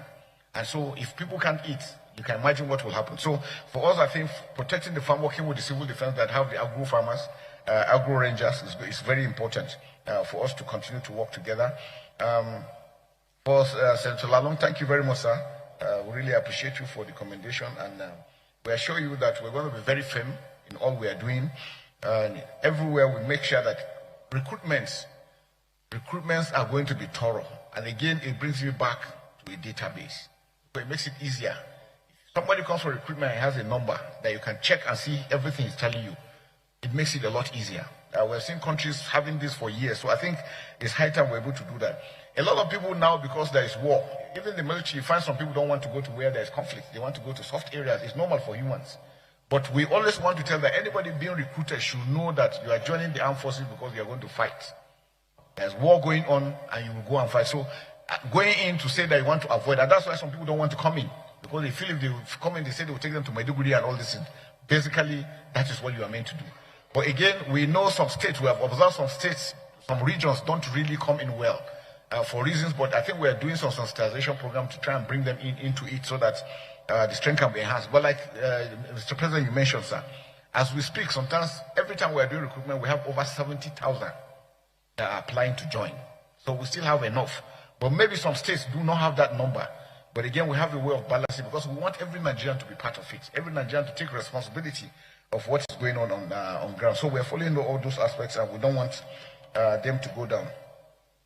But on expectations, so I can tell you, I'm also feeling the heat because when I see the expectations, when my name was mentioned, I know that I cannot afford to fail myself, fail my nation, fail my family. Whatever that we need to do, we will put in the very best, and we know God on our side, we're going to succeed. So it's important, sir, that we must continue to work together. And I assure Nigerians, I really appreciate the responses to the Senate, National Assembly as a whole, the entire Nigerians. Like I went to social media, I was shocked when I saw the response. And it shows that people are really committed in showing that Nigeria is peaceful. So when people go around saying Nigerians, we don't love ourselves, I say, no, they don't really know who Nigerians are. And it also brings me to the issue that we have on the issue of whether genocide or no genocide. We are all victims. Everybody is being killed. Everybody is dying. So that's why it's important that we must work together. And it is when we allow them have gaps that they penetrate. They don't care who they kill. These are a bunch of evil people that are on drugs. For whatever reason, we must stop the killings. Nigerians must not be killed, or anyone in Nigeria must not be killed for whatever reason. So, sir, our own target is to face them squarely and ensure that we stop the killing. Farmers should go, our children should be safe in their schools, and Nigeria is back to how it used to be before. I think that's very, very important. On the issue of whether 100 days or 6 months, I think it's important that we must make sure that within a very limited time, people should see that things are changing. We're able to achieve that, and we can still do that, and we will do that. All we need is the support. So I want to seek your indulgence, sir, that once I take over, after 3 weeks, we'll be able to come back, maybe have a closed session, because there are a lot of things that we need to bring to the fore that will assist the members of armed forces and other security agencies. We cannot say it out in the open. There are a lot of gaps that we need to close in. And I think that's very important if we're able to sit down. I'll sit down with all of them, we'll discuss, and then we'll come back again and sit down and show clearly the roadmap. What is it that is in? What do we need? What kind of support do we need for us to be able to achieve. I think that's very, very important, sir. On issue of saboteurs, yes, sir. Normally we recruit from the society, so there will always be the good, the bad, and the ugly. But we have a system of identifying such people, and immediately we do that, we take action because we prosecute. The armed forces have standby court martials all over the country. Anywhere you commit, there are offense and there are punishments for it. And I think that is what we are going to do. On sustaining the strength, yes, we are doing that. The system we are adopting is good, and we're going to do that. Engagement of retired personnel is a good idea. We're going to discuss with the services and see. On retirement, you still have 3 years into the reserve. So we can still re-engage those ones that are retired into reserve, those ones that are still fit and capable. Most of us here that are here have spent over 30 years in service, or almost 40 years, because if you look at those that went to NDA, spent 5 years and then 30-something years. There are some that were at NMS, spent 5 years, 6 years NMS, 5 years NDA, and 30-something years. So they put in a longer years, a lot of experience. And I think my advice for to the nation is that, beside even the military, even in other aspects of life, these are individuals that monies have been spent on them, time has been spent, they have a lot of experience, they are very brilliant, committed in ensuring that Nigeria develops. So we can also look at other aspects of putting them in some of these boards that we have. Let us utilize them. A lot of them finish, go back and just sit down and not doing anything. And I think that's not good. Having considered the amount of money that had been spent and the experiences they have, I think we should look at the aspect of also bringing them into all some of these boards, and they will be able to bring out some inputs into bringing these things into the system. Declaring, sorry, sir, let me get this. I said issue on negotiation, no negotiation. Nobody is allowed to negotiate. For the troops, sir, every personnel that is deployed knows why he's deployed.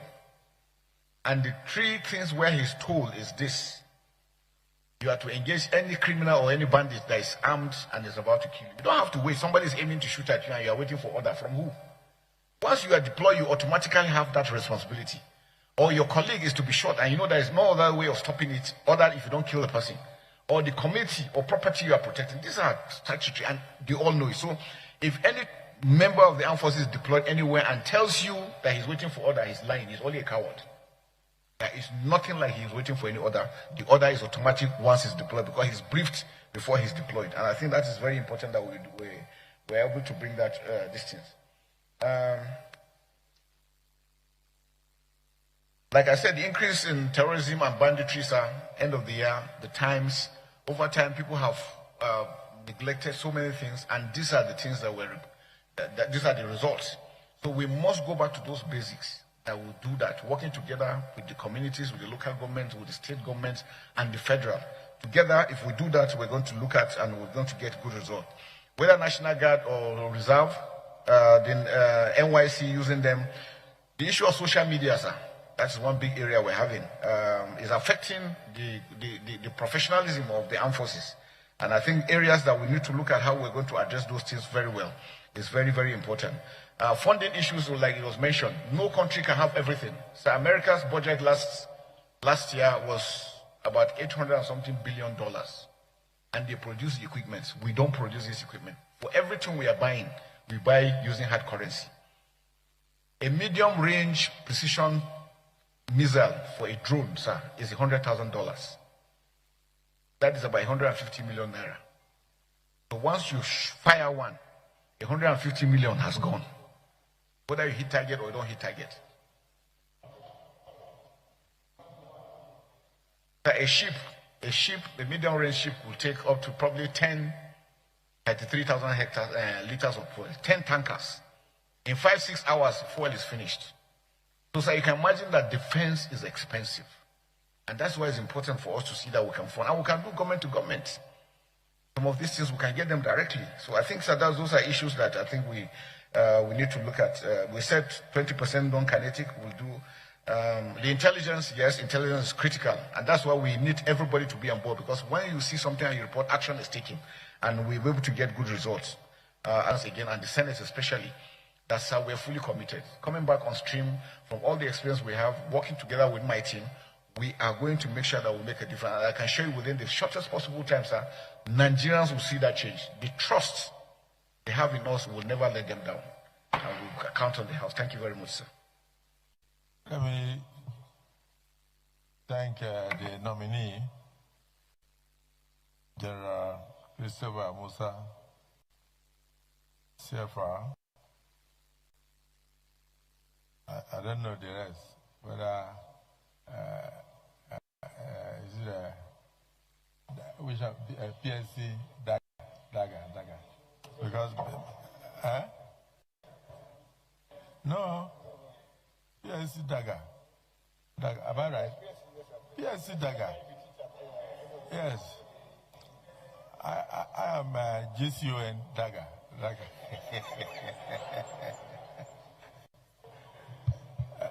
Let me say that today's exercise has been a very serious one. And I want to thank the distinguished senators. There is a meeting of North Central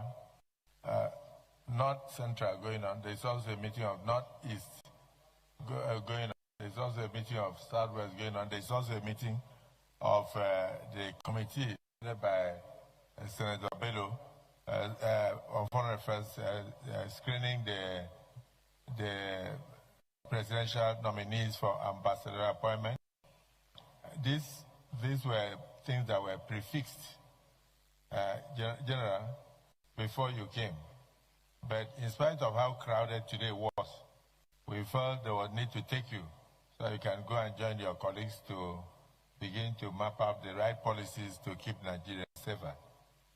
And you have observed that there is a lot of expectation of all Nigerians across the board, including Mr. President, who nominated you.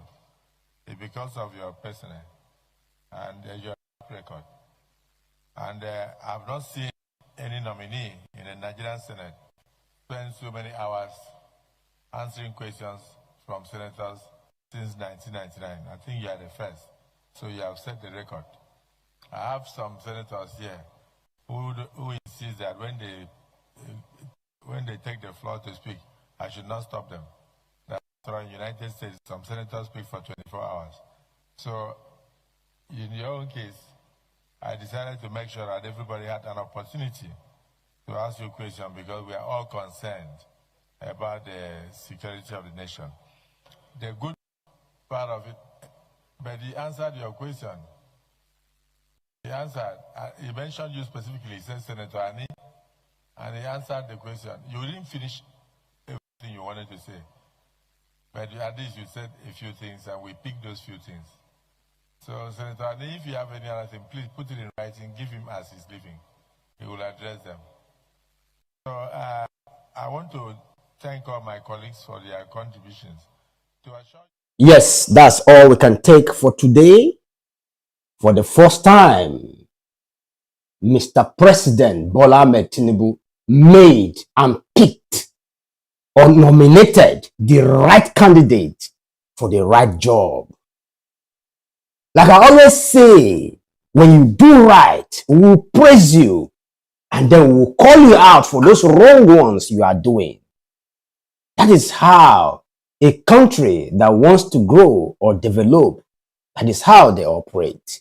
On this one, I give Mr. President a 100% score on the appointment of General Musa. He knows what he's doing. He knows what to do. And he has the experience on what to do. But there are certain things that we must correct in our military. Number one, our military salaries and allowances is too poor. It's too poor. Who will want to be a soldier for 15 years and be earning just 130,000 as salary? Who does that? And then your life is at stake. You die for a country that don't value your life. So that will have to be addressed. And we are going to write to the appropriate authorities. Soldiers' salaries needs to be increased. Those who are supposed to be receiving good money are our uniform men, and not these people in the Senate that receives billions of naira every month for doing nothing. Our soldiers need to be taken good care of. They need to be taken good care of.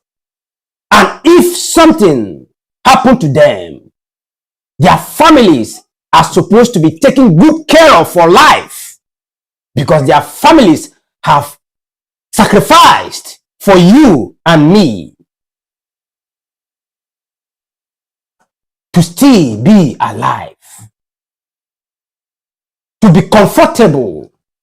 So they deserve all the support. Them and their families deserve all the support from all of us in Nigeria. That is how it should be. That is how it should be. And not politicians taking all the money.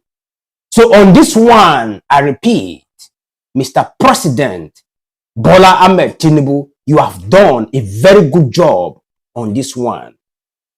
I give you 100% on this one. But we still have a long way to go on the other useless ministers that we have that are still in the system. You need to remove all of them. You need to remove all of them and put people that understands the job very well. That is what we should do. If we put things right, in a couple of years, we will no longer be a third world country. We will move to the first world country. It is not a curse that we must remain as a third world country.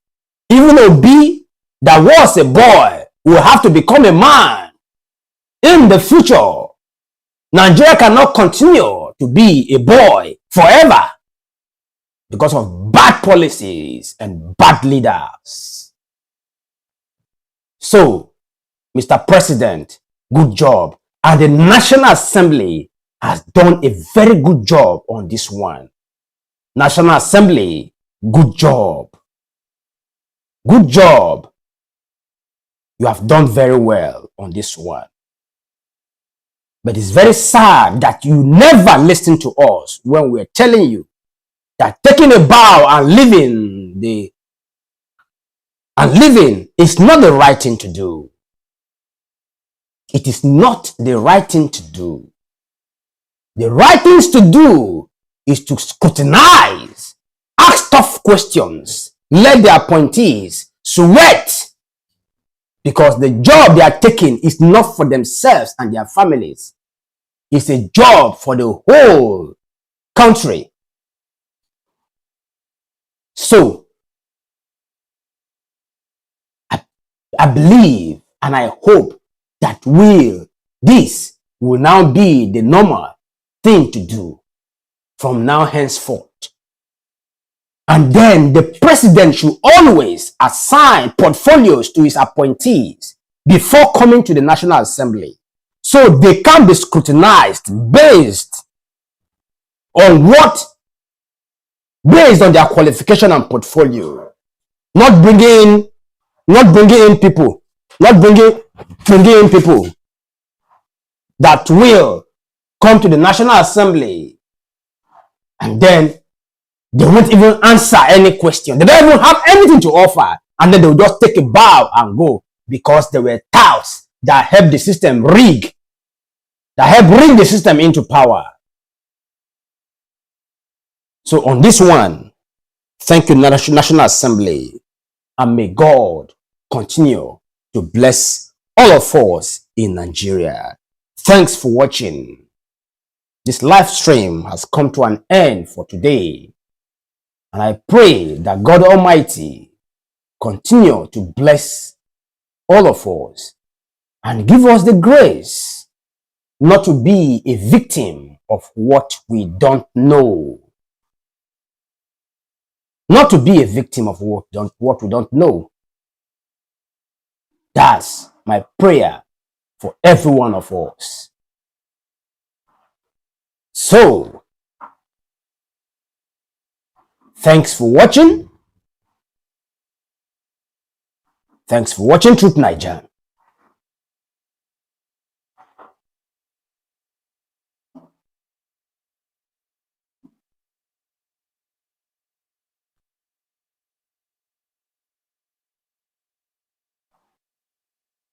Thanks for watching Truth9ja. Don't forget to like, share, and subscribe for more real talk about Nigeria politics and power games. Stay safe at all times. Stay informed. Information is key to everything we do in life. And may God Almighty bless us all and bless the Federal Republic of Nigeria. Peace must reign again in Nigeria. And please, don't forget to praise the government when they do the right thing. Thank you for a job well done. It's an application for more. And then call them out on all the 99.5% wrongs that they have done. That is what we owe the system. And that is our responsibility. That is our duty. That is what we are supposed to be doing. And not singing praises of failed people in government. Okay. Thanks for watching, and may God bless us all in Nigeria. Yeah. One love, one vibe too. One love, my people till the end. Oh yeah.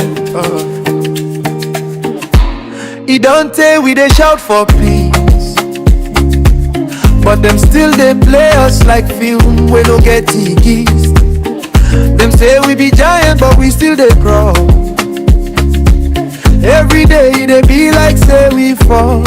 But me, I believe, say we go rise again. Now unity go reap away the pain. From Kano down to Lagos, man, are the same red blood, they our vein. If love no day, waiting remain. Make we stop to the fight for name. No tribe, no hate, no shame. Not together we go win this game. Peace go reign. Peace go reign. For Naija, peace go reign. No more blood, no more change. Together we go rise again. Peace go reign. For Naija, peace go reign. No more wahala, no more pain. Together we go rise again.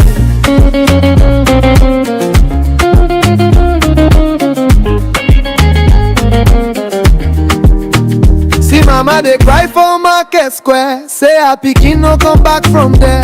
Too much tension for the air, but love be clean, I'm like fresh repair. Not time to build, no be time to burn. Make we learn from the past, no return. And where they give, no they laugh. Make this be our payback. If love no they waiting remain. Make we stop to the fight for name. No tribe, no hate, no shame. Now together we go win this game. Peace go reign. Peace go reign. For Naija, peace go reign. No more blood, no more change. Together we go rise again. Peace go reign. For Naija, peace go reign. No more wahala, no more pain. Together we go rise. We be one people, one color, one tone. No let them use power break your bone. Now love be the real backbone. If we hold them tight, peace go show for home. Tell them say the fire don't cool. Now peace go rule, make love be the tool. Yeah, Naija my land. Make we join our hand. From Jos to Aba, from Maiduguri to Ibadan. Peace go reign, he go reign again. One love my people till the end.